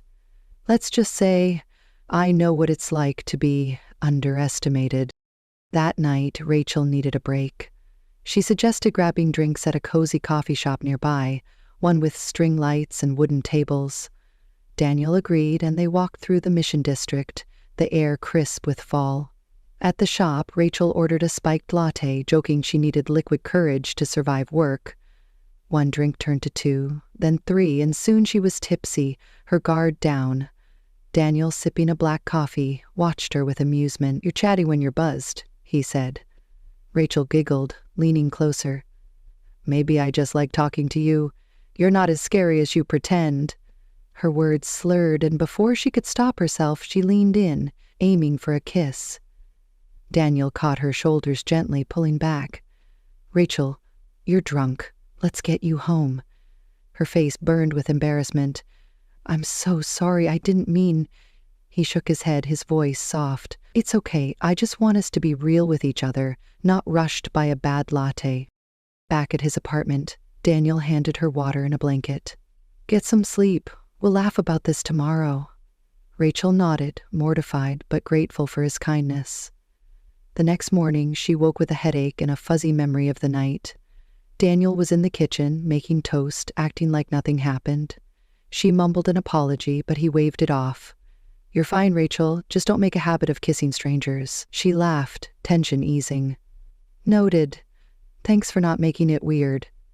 They ate breakfast in comfortable silence, and Rachel felt something shift, a quiet trust growing between them. At work, things got worse. Isabel cornered her in the break room, holding a design that looked eerily like Rachel's. "I found this in the shared drive, Rachel. Funny how it matches your pitch. Did you think no one would notice you stole it?" Rachel's stomach dropped. "That's my work, Isabel. I created it last month." Isabel smirked. "Prove it. Margaret wants a full rewrite by tomorrow, or you're out." Rachel felt the walls closing in, but she thought of Daniel's words. Keep pushing. She spent the night at his place, working on her laptop, determined to fight back. Daniel peeked over, curious. "What's got you so focused?" She sighed. "My coworker's trying to sabotage me. I need to redo everything to save my job." He nodded, thoughtful. "You'll nail it. Show them who you are." The next evening, needing air, Daniel suggested a walk through a nearby park, its paths lined with eucalyptus trees. As they strolled, Rachel opened up more. "My dad built a company from nothing," she said. "When he died, my mom fell apart, and now she's in a coma. My stepdad and his daughter took everything, kicked me out. I've been rebuilding ever since." Daniel listened, his face unreadable. "That's heavy, Rachel, but you're still standing. That's not nothing." She looked at him, curious. "What about you? What's your story?" He hesitated, then said, "Just a guy trying to do right by the people who matter." His phone buzzed, another work call, and he stepped away, leaving Rachel wondering what he wasn't saying. Back at the apartment, she fell asleep on the couch, her laptop open, feeling safer than she had in years, even if she didn't know why. Rachel Bennett stood in the elevator of Starlight Designs, clutching her redesigned portfolio like a lifeline. The San Francisco morning buzzed outside, but inside the glass-walled office, tension hung heavy. She'd spent the night at Daniel Foster's apartment, pouring her heart into new sketches to counter Isabel Ward's accusations. Her co-workers' claim that Rachel stole a design had shaken her, but Daniel's quiet confidence kept her grounded. "You'll nail it," he'd said, and she clung to those words now. As the elevator dinged, she stepped into the open-plan office, where Isabel was already whispering to Margaret Hayes, their manager. Rachel caught snippets of their conversation, words like unprofessional and dishonest. Her stomach twisted, but she squared her shoulders and approached Margaret's desk. "I've got the revised designs," she said, her voice steady. Margaret barely glanced at the portfolio. "This better be worth my time, Rachel. We don't tolerate shortcuts here." Isabel smirked from her desk, twirling a pen. "Good luck explaining why your work looks so familiar, Rachel." Before Rachel could respond, her phone buzzed with a text from Daniel. "Got a work thing tonight. Join me? It's at a restaurant in Embarcadero." She hesitated, unsure why he'd invite her to a professional event, but the idea of escaping the office drama was tempting. She texted back, "Sure, sounds fun." The day dragged on, with Margaret piling on extra tasks and Isabel dropping snide comments. By 5, Rachel was drained but determined to hold her own. She rushed back to Daniel's place to change, borrowing a simple black dress from her bag of spare clothes. Daniel was waiting in the living room, dressed in a tailored suit that made her pause. "You clean up nice," she said, half joking. He grinned. "You're not so bad yourself. Let's go." The restaurant, perched along the Embarcadero waterfront, glowed with candlelight and clinking glasses. Rachel felt out of place among the polished crowd, but Daniel guided her to a private table where a woman in a sleek red dress waited. "This is Victoria Lane," Daniel said, introducing her. "She's a partner on one of our projects." Victoria's smile was sharp, her eyes scanning Rachel. "And you are?" she asked, her tone dripping with curiosity. "Rachel Bennett," Rachel said, shaking her hand. "I'm just here with Daniel." Victoria raised an eyebrow. "Oh, the neighbor girl? I heard you're crashing at his place. How quaint." Rachel's cheeks burned, but Daniel cut in, his voice cool. Rachel's my guest, Victoria. Let's keep this professional. Victoria laughed, but her eyes stayed cold, and Rachel sensed trouble brewing. Dinner was a blur of small talk and industry jargon. Rachel tried to follow, but Victoria kept steering the conversation to Daniel, dropping hints about their past meetings. As dessert arrived, Victoria leaned closer to Rachel. So, how's it feel living off Daniel's charity? Must be nice, no rent, no worries. Rachel gripped her fork, anger flaring. I'm not living off anyone. I'm just waiting out a building glitch. Daniel set down his glass, his jaw tight. That's enough, Victoria. Rachel's here because I want her here. The table went silent, and Victoria excused herself, her smile brittle. Rachel exhaled, grateful but rattled. Thanks for that, she murmured. Daniel nodded. She's out of line. You okay? Rachel managed to smile. Yeah, just not used to being the center of attention. Back at work the next day, the tension exploded. Rachel walked into a meeting where Isabel presented a design nearly identical to hers, claiming it as her own. This is my original concept, Isabel said, projecting confidence. Rachel must have copied it from the shared drive. Rachel stood, her voice firm. That's my work, Isabel. I pitched it last month, and I have the drafts to prove it. Margaret frowned, unconvinced. This is serious, Rachel. If you can't back up your claim, you're out. The room buzzed with whispers, and Rachel felt her future slipping away. She pulled up her laptop, ready to show her time-stamped files, but Isabel interrupted. Why bother? Everyone knows you're desperate to impress. Rachel's hands shook, but she refused to back down. Just then the conference room door opened and Daniel walked in, his presence commanding silence. Heads turned, confusion rippling through the team. Margaret stood, flustered. Mr. Foster, what brings you here? Daniel's gaze swept the room, landing on Rachel. I heard there's a dispute about originality. Let's clear it up. He nodded to a woman in a blazer who followed him in, carrying a tablet. This is Sarah from HR, he said. We've reviewed the project files, including metadata and edit histories. Rachel's design predates Isabel's by weeks. Isabel falsified an email to make it look otherwise. The room gasped and Isabel paled. That's not true, she stammered. Daniel's voice was steel. The evidence says otherwise, Margaret. Your oversight allowed this to escalate. You're done here. Isabel, you'll apologize publicly and we'll discuss your future separately. Margaret froze, her authority crumbling. But Mr. Foster, I didn't know, she said. Daniel ignored her, turning to Rachel. Your design's approved. I want you leading the spring collection project. Rachel's jaw dropped, her mind reeling.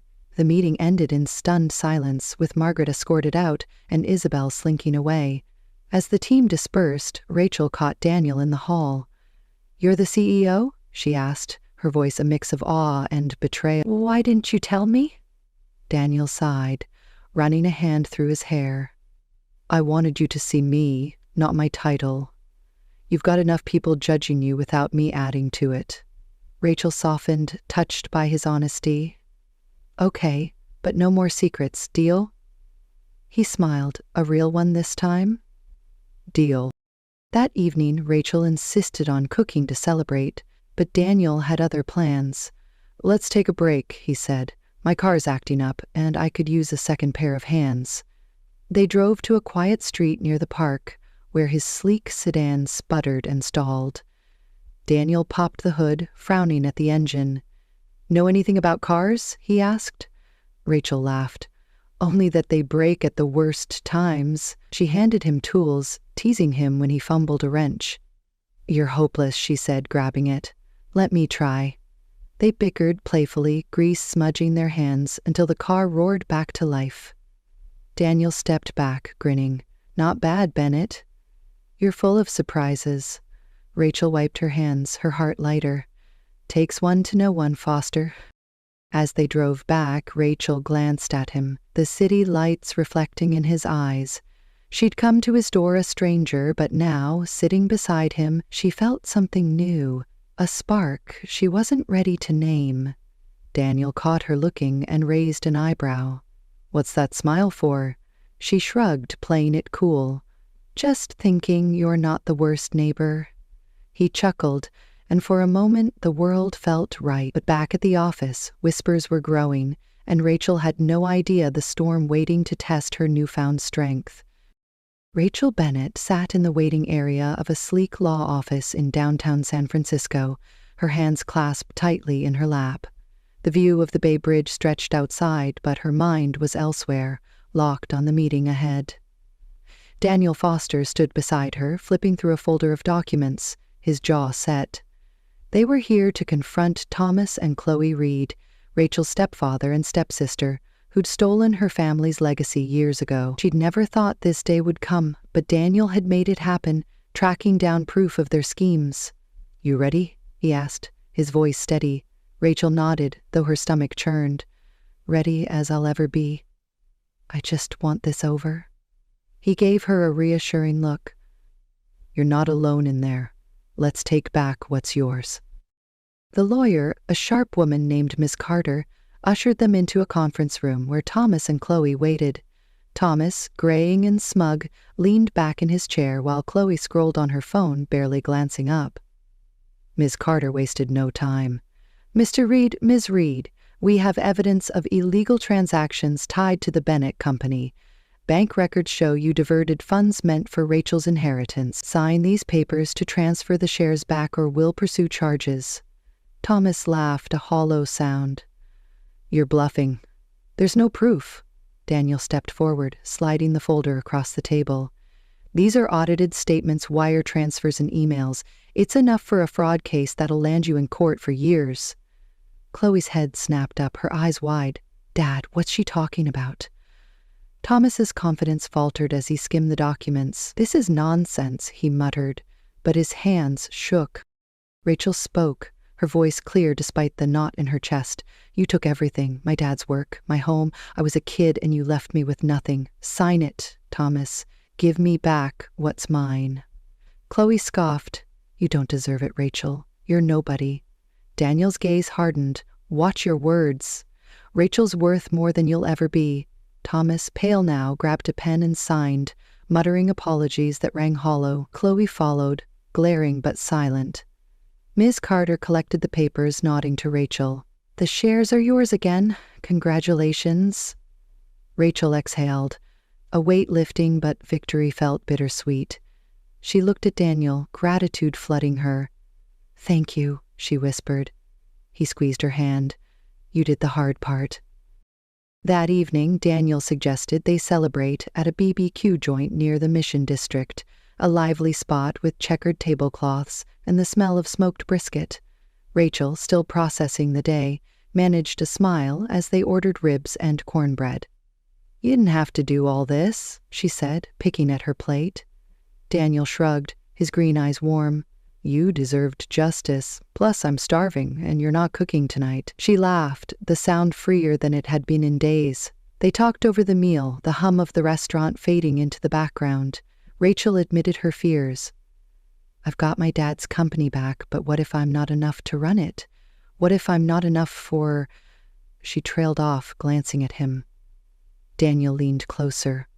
"For what? For me. Rachel, you're more than enough. You're the strongest person I know." Her heart raced, but doubt lingered. He was a CEO, a world apart from her struggles. The next day at Starlight Designs, trouble brewed again. Rachel overheard whispers in the break room, colleagues eyeing her strangely. By lunch, the rumor hit her like a punch. Someone had spread a story that she'd had an improper relationship with a professor in college, tainting her reputation. She traced it back to Victoria Lane, the business partner from the restaurant, who'd sent an anonymous email to the team. Rachel confronted her at a coffee shop meeting, keeping her voice calm. "Why are you doing this, Victoria? I've never hurt you." Victoria smirked, stirring her latte. "You're in my way, Rachel. Daniel's distracted, and I don't lose to girls like you." Rachel clenched her fists. "He's not a prize to win. Back off." She walked away, shaken but resolute, knowing she had to clear her name. Rachel told Daniel that evening, pacing his apartment. "It's not true," she said, her voice cracking. "I worked hard in school, top grades, no scandals." "Why would she lie?" Daniel's face darkened. "Victoria's playing dirty. I'll handle it." He made calls, digging into the rumor's source, and found the professor in question, now retired, who confirmed it was a misunderstanding from a rival student years ago. Daniel drafted a statement for Starlight's internal network, debunking the lie, and cut ties with Victoria's company, citing unprofessional conduct. When Rachel saw the email, her relief was tinged with awe. "You did all that for me?" she asked. Daniel nodded. "Nobody messes with you on my watch." Emboldened, Rachel opened up as they sat on his balcony, the city lights sprawling below. "I like you, Daniel," she said, her voice soft. "But I'm scared. You're this big-shot CEO, and I'm just figuring things out. What if this is too much?" He took her hand, his touch warm. "I don't care about titles, Rachel. I like you, the real you, the one who fights for what's right. Let me prove it." He suggested a morning walk to clear their heads, a chance to talk about what's next. Rachel agreed, her heart lighter but still cautious. As they planned, her phone buzzed with a new email from Starlight Designs, assigning her a bigger role in the spring collection. She smiled, feeling her world shift. But a new challenge loomed, one that would test not just her strength, but their bond. Rachel Bennett adjusted her scarf as she stepped out of Daniel Foster's car, the crisp San Francisco air brushing her cheeks. It had been months since she'd first knocked on his door, a desperate neighbor locked out of her apartment. Now she was here, standing before a grand Pacific Heights mansion, about to meet Daniel's family. He'd asked her to join him for a charity event hosted by his grandmother, Eleanor Gray, a woman known for her sharp mind and sharper standards. Rachel's stomach fluttered. "What if they don't like me?" she said, smoothing her dress, a simple navy piece she'd designed herself. Daniel squeezed her hand, his green eyes steady. "They'll love you, just be yourself. That's more than enough." She smiled, drawing strength from his words, but doubt lingered as they walked through the iron gates. The mansion buzzed with guests, string lights twinkling over a garden filled with donation booths and art displays. Eleanor Gray stood at the center, her silver hair elegant, her presence commanding. She greeted Daniel with a warm hug, then turned to Rachel, her gaze appraising. "So, you're the one Daniel's been talking about," she said, her voice measured. "Rachel Bennett, is it?" Rachel nodded, offering a handshake. "It's an honor to meet you, Mrs. Gray. I've heard so much about your work with local shelters." Eleanor raised an eyebrow, intrigued, polite and prepared. "Tell me, Rachel, why are you here tonight?" Rachel hesitated, then spoke from the heart. "I believe in giving back. I've had tough times and I want to help others find their way." Eleanor studied her, then gestured to a booth. "We're short-handed at the recycled fashion display. Care to pitch in?" Rachel jumped at the chance, rolling up her sleeves. She spent hours organizing donated clothes, chatting with guests about sustainable design. Her passion shone through, turning heads, including Eleanor's. Rachel suggested a pop-up runway show, using volunteers to model the pieces, and pulled it off with flair, earning applause. As the event wound down, Eleanor pulled her aside. "That was impressive, Rachel, but I need to know what drives you. Are you with my grandson for his world or for him?" Rachel met her gaze. "I love Daniel for who he is, not what he has. When I was at my lowest, he saw me, really saw me. I'd choose him even if he had nothing." Eleanor's expression softened. "I believe you. I was testing you tonight and you passed with flying colors. Welcome to the family." Rachel's eyes welled up, and Daniel, overhearing, grinned. "Told you she's special, Grandma." The next day, Daniel drove Rachel to Starlight Designs, where good news waited. An email from a former professor, Dr. Larson, had hit the company's inbox, copied to the entire design team. It read, "Years ago, a false rumor about Rachel Bennett's conduct in college caused her pain. I'm setting the record straight. It was baseless, spread by a jealous peer. Rachel earned her honors through hard work. My apologies for the harm done." Rachel stared at the screen, relief washing over her. The whispers that had followed her, fueled by Victoria Lane's lies, faded as colleagues offered nods of respect. Margaret Hayes was gone, Isabel Ward was on probation, and Rachel's new project was gaining buzz.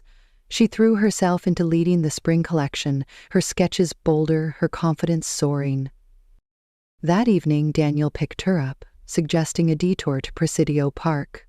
The sun was setting, painting the sky in hues of pink and gold, with the Golden Gate Bridge framing the horizon.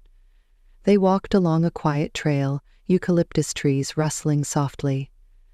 Rachel felt lighter than ever, her past reclaimed, her future bright. Daniel stopped near a lookout point, turning to her, his expression serious. "Rachel, these past months have changed me," he said. "I've built a lot, but none of it matters without you. You're my partner, my home." He pulled a small box from his pocket, opening it to reveal a simple silver ring, its diamond catching the fading light. "Will you marry me?" Rachel's breath caught, her heart racing. She thought of their journey, from a locked door to this moment, and knew her answer. "Yes," she said, tears spilling. "Yes, I'll marry you." Daniel slid the ring onto her finger, pulling her into a kiss as the city glowed below. They laughed, giddy, and sat on a bench, planning a small wedding, maybe at a vineyard nearby. Rachel rested her head on his shoulder. "I'm not quitting my job, you know," she said, half teasing. "I want to build my own path, not just lean on yours." Daniel chuckled. "I wouldn't have it any other way. You're going to take over the fashion world, and I'll be cheering you on." Rachel grinned, imagining her next collection, her name on a label, her dreams within reach. A week later, Daniel brought her back to the Pacific Heights mansion for a family dinner. His parents, warm and welcoming, greeted Rachel like one of their own. His mom, Linda, pulled her into a hug. "We've heard all about you, Rachel. You're exactly what Daniel needs, someone who stands tall." His dad, Robert, winked. "Just don't let him boss you around too much." Daniel groaned, and Rachel laughed, feeling at home. Over dessert, Eleanor raised a glass. "To Rachel," she said, "for bringing light to our family and to love, which finds us when we least expect it." Rachel clinked glasses, her ring glinting, and caught Daniel's eye. He mouthed, "I love you," and she mouthed it back, her heart full. As they left the mansion, hand in hand, Rachel looked at the stars above San Francisco. She'd come so far, from a girl locked out of her life to a woman unlocking her future. With Daniel by her side, she felt ready for anything, a partner who'd fight for her, just as she'd fight for herself. Their story wasn't over. It was just beginning, and Rachel knew, no matter what came next, they'd face it together. And so Rachel Bennett and Daniel Foster found their forever, a love that started with a locked door and grew through battles won together. Rachel's journey wasn't just about finding romance, it was about reclaiming her strength. She walked into Starlight Designs as an underdog, fighting whispers and doubts, her sketches a quiet rebellion against those who tried to dim her light. Her stepfather and stepsister stole her past, but with Daniel's support she took it back, not with anger, but with the kind of courage that reshapes a life. From a night of desperation in a stranger's apartment to a sunset proposal in Presidio Park, Rachel learned that love doesn't just catch you when you fall, it lifts you higher than you dreamed. Daniel, the CEO who hid his title, didn't need wealth to win her heart. He needed only the honesty to stand by her side, grease-smudged hands and all. This story reminds us that life can lock you out of homes, dreams, or hope itself, but the right people hold the key to something better. Rachel's grit, her refusal to quit even when the odds stacked against her, that's what carried her forward. She didn't just find love, she found herself, a designer with a vision, a woman who'd built her own empire, ring or no ring. And Daniel, he showed us love isn't about grand gestures, it's about showing up, whether it's fixing a car or facing down a liar. Together they prove that resilience and trust can open doors no one else can. So what did you think of Rachel and Daniel's story? Did it make your heart race when he dropped to one knee? Or maybe you cheered when Rachel stood up to her past? Hit that like button if their journey warmed your soul, and don't forget to subscribe for more tales of love that spark laughter, tears, and everything in between. Drop a comment below. Tell us what moved you most. Have you ever had a moment where a stranger became your everything, or a day when you found strength you didn't know you had? We're reading every word, so share your heart with us. He was never supposed to lose. Not in business, not in love, and especially not in a game. But when Alexander Steele leaned back in his leather chair, a whiskey glass in one hand and a lazy smirk on his face, he didn't know that the dare his friend tossed across the private poker table would be the one thing that would strip him bare. "Bet you can undress her," Blake said, nodding toward the grainy security feed on his phone. It was late, the after-party had died down, and they were in the Billionaire's high-rise penthouse, surrounded by the spoils of wealth, crystal chandeliers, marble floors, and enough champagne to drown regret. Who? Alexander barely looked up. Blake zoomed in on the image. A girl mopping the floor near the executive elevator. Her, that virgin janitor everyone whispers about, Eva something. Rumor is she hasn't even kissed a man. The guys chuckled, half drunk, careless. Alexander raised an eyebrow, finally glancing at the screen. The image was blurred, black and white, but even through the pixelation, something in her posture caught his attention. She wasn't bent with shame. She moved like she belonged there, even if her uniform said otherwise. "Undress her?" he repeated, swirling his drink. "What is this, high school?" "You've seduced actresses, heiresses, supermodels," Blake laughed. "We all know you win. But this one? She's different. No status, no ambition, just skin and silence. I bet you can't even get her to look at you twice." Alexander should have walked away, but ego was a stubborn animal, and curiosity, a more dangerous one. He stared at the frozen frame. She looked unimpressed by the world, unimpressed by men like him. That was new. "All right," he said slowly, downing the rest of his drink. "You're on. Let's see what a virgin janitor can do to a billionaire." He didn't know then that she'd end up undressing far more than his expectations. The next day, Alexander was back in the office early, not to sign off on billion-dollar tech deals, not to renegotiate mergers, but to see her. He watched from his glass corner suite as she stepped off the night shift elevator, alone. She wore oversized gray scrubs, her hair tucked into a loose bun under a plain cap, pushing a mop cart with steady rhythm. She didn't notice the stares, or maybe she'd learned to ignore them. Her face was bare of makeup, her body neither flaunted nor hidden. But there was something arresting in her simplicity, something unapologetically honest. She walked like she owed nothing, and that was precisely why he had to know her. At 34, Alexander had tasted every kind of thrill, but he'd never met someone who didn't seem to want anything from him. No fake smiles, no lipstick lies, just quiet, a quiet he suddenly craved. That night he stayed late on purpose. The building thinned out by 10. By 11, it was only night crew. Midnight was janitor time. She stepped in as scheduled, entering with her cart, her ID badge catching the dim hallway light. Alexander leaned against his office doorframe, arms crossed, watching. "Rough night?" he asked casually. She glanced up, surprised. Her eyes met his, deep brown, like earth after rain. She didn't smile. "I've had worse." Her voice was low, measured. "And you are?" He chuckled. No spark of recognition. That was rare. "Alex, I work here too." "Figured," she said, dipping her mop back into the bucket, unfazed. No double take, no blush, no, "Oh my God, are you Alexander Steele?" She was either unimpressed or uninterested. Both options irritated and intrigued him. "What's your name?" he asked. She hesitated, then sighed. "Eva." He watched her mop. "You're not going to ask what I do?" "If it matters, I'll find out eventually," she said, keeping her eyes on the floor. He smiled. She was more than he expected. "Do you always speak in puzzles?" "Only when men ask questions like they already know the answers." That made him laugh genuinely. He took a step forward and she paused, sensing him too close. Relax, he murmured. I'm just bored. Then maybe go home, she replied. This floor's clean. He should have walked away.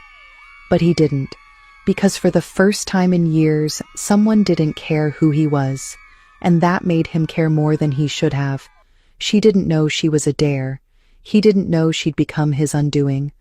But the game had started, and by the time it ended, Alexander Steele, a man who never believed in surrender, would willingly lay his soul bare at her feet.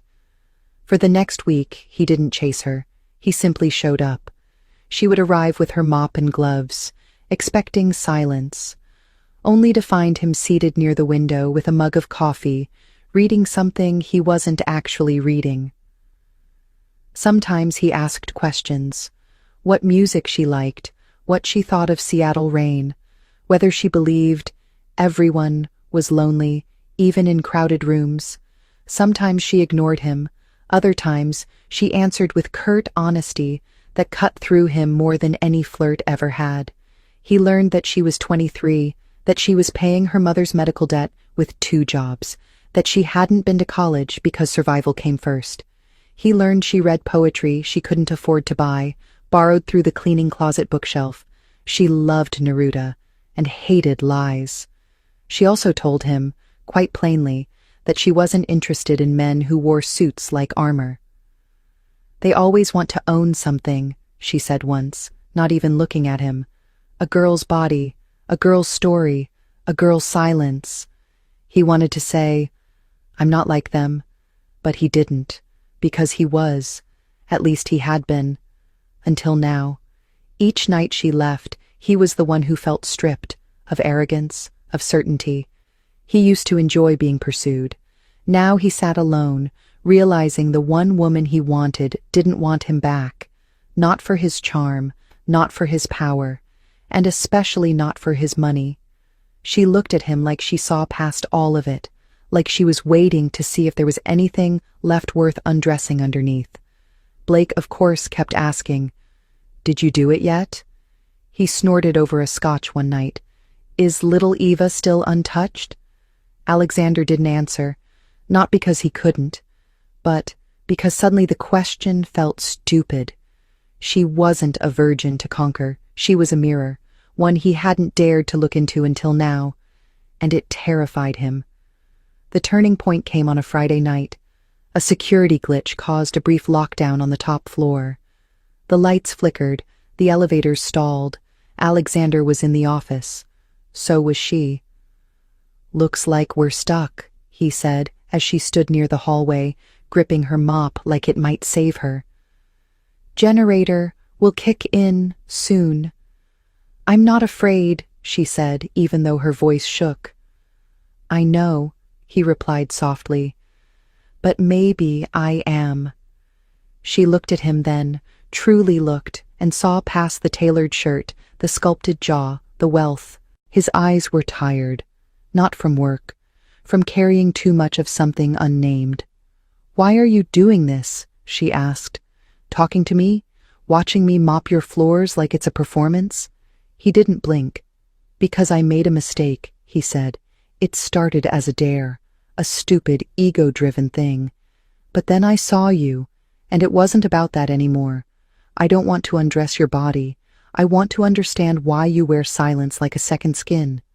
She stared at him, stunned into stillness. For a moment, she said nothing. Then, most men try to touch me. You try to touch my pain. He stepped closer, not enough to invade, just enough for honesty. Because I recognize it, I carry my own. In the dim light of that glitching hallway, something shifted. She saw not a billionaire, but a boy who once needed permission to feel. He saw not a virgin janitor, but a woman who chose herself in a world that wanted to steal everything from her. She lowered her eyes and whispered, You're undoing everything I believe about men. He smiled gently. And you're undoing everything I believe about myself. He thought he'd strip her defenses. Instead, she peeled off his pride, layer by layer, until all that was left was truth. The lights came back on, The elevator chimed, but neither of them moved for a long while. After that night, things weren't the same. Alexander started arriving at the office earlier, not to work, but just to catch a glimpse of her before she disappeared into some stairwell or utility closet. Sometimes she spoke first, sometimes she didn't. But she was different too, softer at the edges, as if she was letting go of something she'd held too tight for too long. She didn't smile often, but when she did, it was the kind that made his breath catch. And God, she had no idea. She wore her hair tied up, practical, always with a pen behind one ear. Her uniform hung loose, oversized, probably borrowed. Her shoes were the kind you bought on clearance, worn through the soles, but none of it mattered. To him, she was thunder wrapped in quiet. A slow burn. He once caught her, standing on the rooftop alone after hours, watching the city from the edge of the world. He joined her without asking. "Do you ever wonder if this view is only beautiful because we're above it?" she murmured. "Because down there, it's chaos." He nodded. "That's why I come up here, to pretend I've figured it all out." "Have you?" she asked. "Not even close," he replied. That night, he walked her down the stairs not because he had to, but because he couldn't seem to stop orbiting her. Days passed, then a week.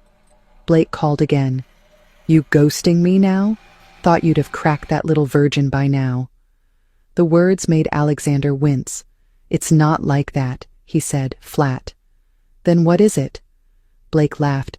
"She got magic between her legs?" "No," Alexander said quietly. "She's got magic between her silences."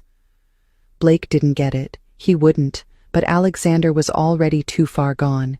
He wasn't chasing lust anymore. He was chasing the feeling of being seen. Eva didn't flirt. She didn't touch. But when she looked at him, really looked, it was like she saw the boy inside the billionaire. The one who had once been told, "Men don't cry, men don't break, men win or they're weak." With her, he didn't have to win. He just had to be honest. Then came the night that changed everything. A burst pipe in the east wing flooded part of the building.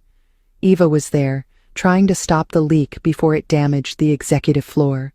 She was drenched by the time Alexander found her, her soaked uniform clinging to her like second skin, her breath short, hands trembling from the cold. "You shouldn't be doing this alone," he said, stepping in beside her. "It's my job," she replied. "And besides, you don't get your hands dirty, right?" Instead of answering, he rolled up his sleeves and grabbed the wrench from her hand. "Tell that to my dry cleaner." She stared at him, surprised. He wasn't perfect at it. His grip slipped, water sprayed, but he didn't stop. And she watched him with something new in her eyes. Not pity, not awe, something softer. When they finally shut the valve, they stood in silence, soaked and breathing hard, water pooling around their shoes. "Why are you really here, Alexander?" she asked, her voice hoarse. He looked at her, and for once he didn't hide. "Because I used to think having everything meant needing nothing. Then I met you. And now I realize I'm starving." She said nothing at first, just looked at him, her hair hung in wet strands, her cheeks flushed, her lips parted slightly as if she wanted to speak, but couldn't find the words. Then, quietly, slowly, she reached for his hand. It was small, calloused, and trembling, but it was hers. He didn't move, didn't breathe. He let her hold it, and when she did, it felt like she wasn't touching his skin. She was touching the parts of him no one had ever touched before. The damaged parts, the frightened parts, the parts still waiting to be chosen. "You think you were undressing me," she whispered, eyes locked on his, "but all this time, you were the one stripped bare." Alexander didn't know how long they stood there, wet and breathless, clinging to that fragile moment like it might break. But something shifted, not in the air, not in their bodies, but deep in the silence between their heartbeats. He followed her that night, not as a CEO, not as a man trying to win some bet, but as someone finally surrendering to the gravity of what he felt.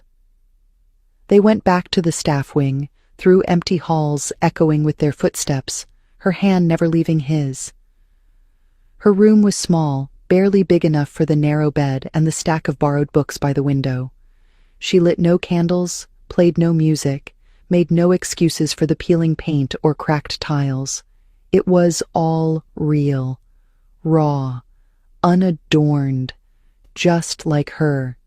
She sat on the bed, pulled the towel from her hair, and stared at him, not with expectation, not with invitation, but with something braver, permission. "You can leave now," she said, voice steady.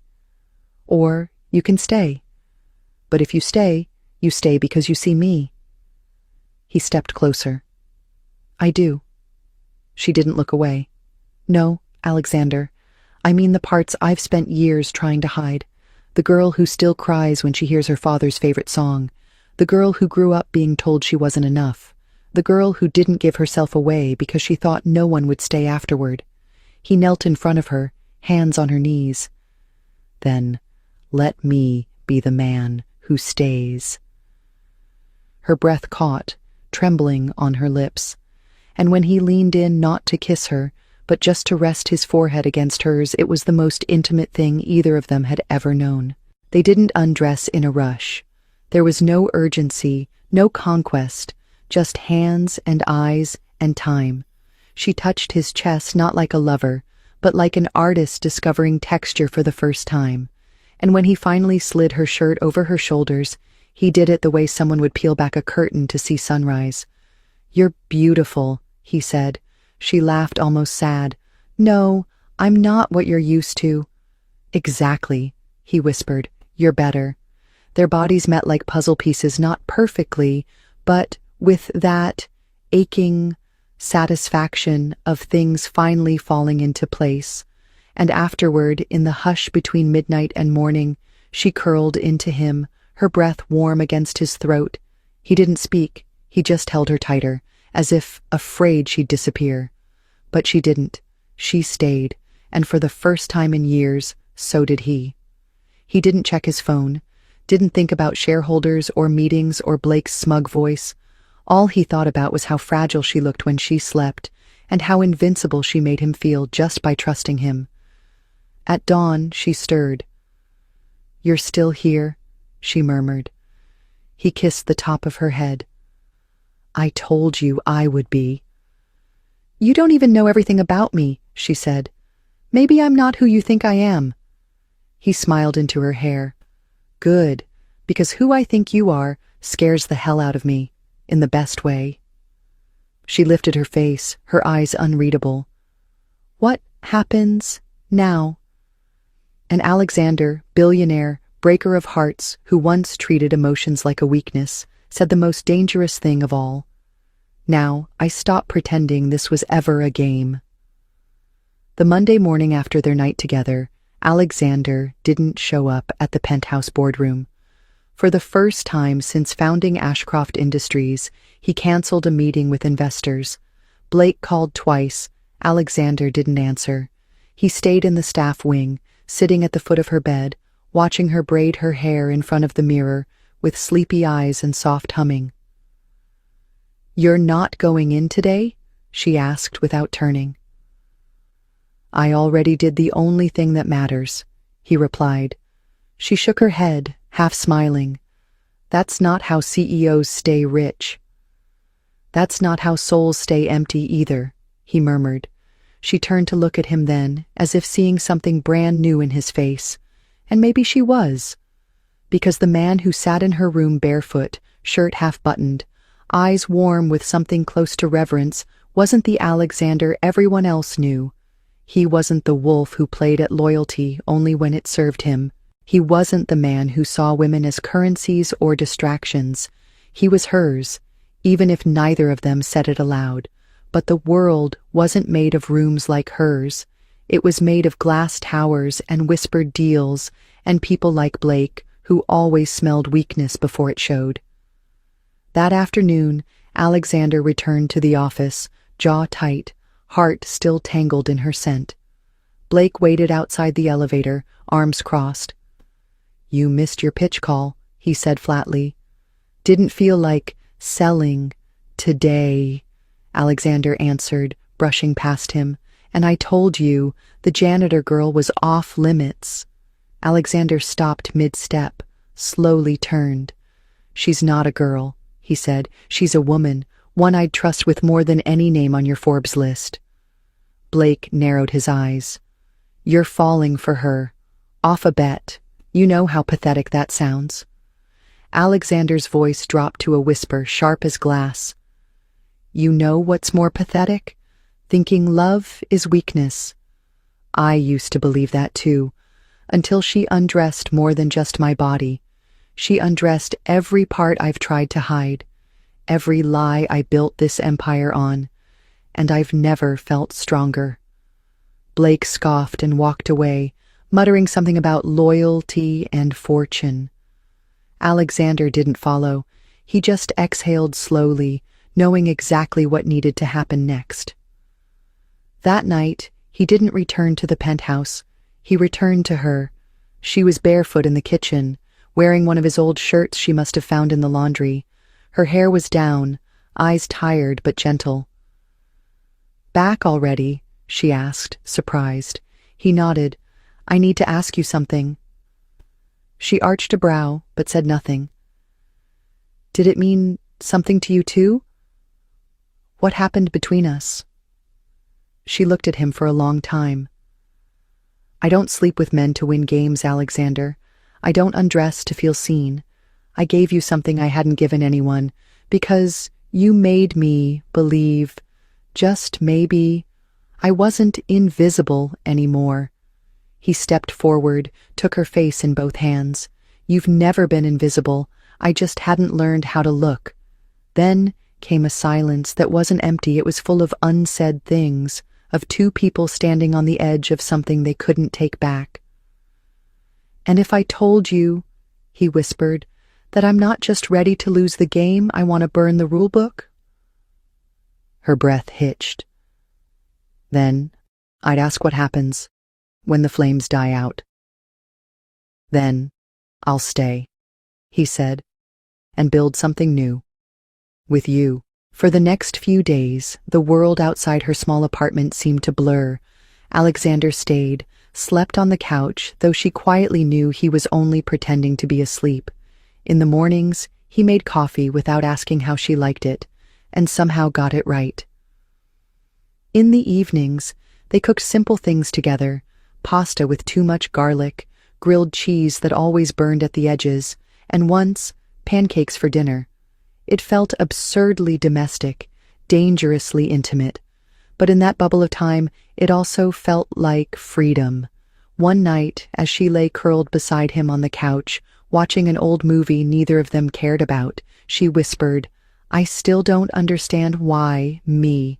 He didn't look away from the screen as he said, "Because you didn't ask for anything, but gave me everything.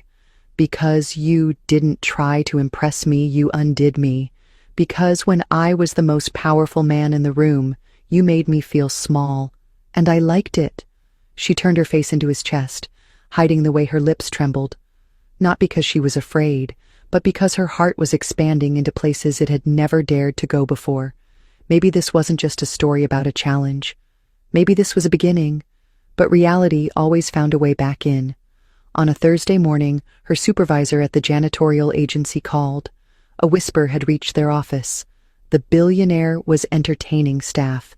The agency didn't want a scandal. "You'll need to resign," the woman on the phone said briskly.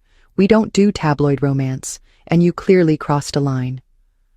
She hung up before the girl could say a word. That afternoon, Alexander returned from a meeting to find her sitting on the edge of her bed, holding the folded uniform she had worn the first night they met. Her hands were shaking. "They fired me," she said softly. He froze, then stepped toward her. "Because of me." She nodded. "They said I crossed a line." He dropped to one knee in front of her, cupping her hands in his. No, I did. I pulled you into a world where rules don't apply. I should have protected you from the fallout. She looked at him then, eyes wet but fierce. Don't you dare apologize for loving me, not if you mean it. His breath caught.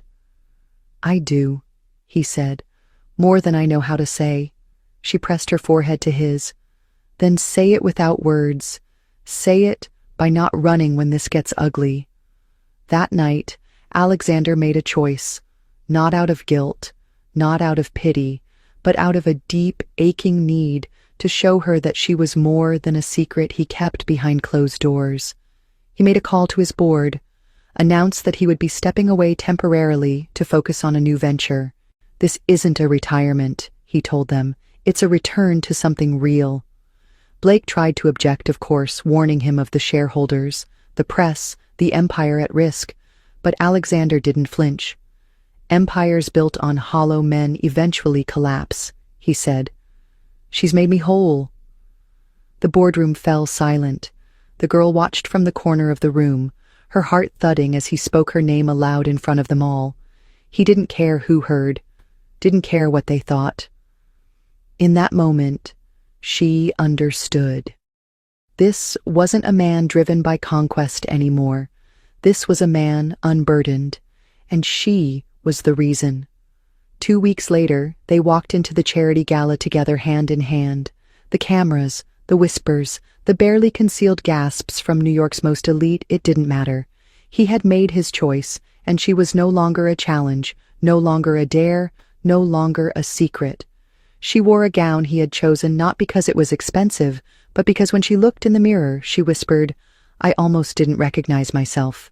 And he replied, That's funny. I've never seen you more clearly. The room parted around them like water as they passed, and yet she stood straighter than ever, chin up, fingers laced tightly with his. They paused in front of the press wall, and when a journalist dared to ask, Mr. Grayson, is this your date or your employee? Alexander didn't miss a beat. This, he said, turning to her, is the woman who taught me how to feel. And then he kissed her. Not for show, not to prove anything, just because he needed her lips more than the next breath. That night they danced beneath a sea of chandeliers. She was still shy, still unsure of how to glide in heels, but in his arms she moved like she belonged. When the music softened, he leaned in and whispered against her ear, You undressed my soul the moment you looked at me like I was just a man, not a title, not a wallet, not a challenge. She pulled back just far enough to meet his eyes and said, That's all I ever saw, a man who needed someone to see past the armor. They didn't stay long. He wrapped his jacket around her shoulders and led her outside, the city glittering behind them, but her hand was all he needed. In the back of the car, she rested her head against his chest, the steady rhythm of his heart grounding her in a life she never expected. What happens next? She asked quietly. We live, he said, not as a billionaire and a janitor, just as two people who found something real in a world that tries to fake everything. Later that night, as they lay together, no titles, no power plays, no games. He brushed her hair from her face and murmured the word she didn't know she needed, until they broke her wide open. You weren't part of the challenge, you were the reward. Her throat tightened. She cupped his jaw, traced her thumb along the scar near his cheekbone, and whispered back, Then I'm keeping you, all of you, even the pieces that still ache. He closed his eyes, holding her like he was afraid to let go, and for the first time in his life, Alexander Grayson surrendered, not to power, not to pride, but to the girl who had been dared to undress and ended up exposing everything he never wanted to show anyone. The morning sunlight filtered through the floor-to-ceiling windows of his penthouse, casting long golden streaks across the room. She stirred beside him, tangled in the sheets, her lashes fluttering as if resisting the pull of the new day. Alexander watched her in silence, the quiet peace on her face a stark contrast to the war he had waged within himself for years. It was strange, he thought, how someone so gentle could dismantle the strongest defenses without even trying. She blinked awake, turned toward him, and smiled that sleepy, messy smile that had no pretense, no polish, just truth. "You're staring," she whispered, voice still husky with sleep. "Because I don't ever want to forget this," he murmured, brushing his fingers down her arm. "The way you look right now, the way I feel, it's the only thing that feels real anymore." She sat up slowly, pulling the sheets around herself, her voice quieter now.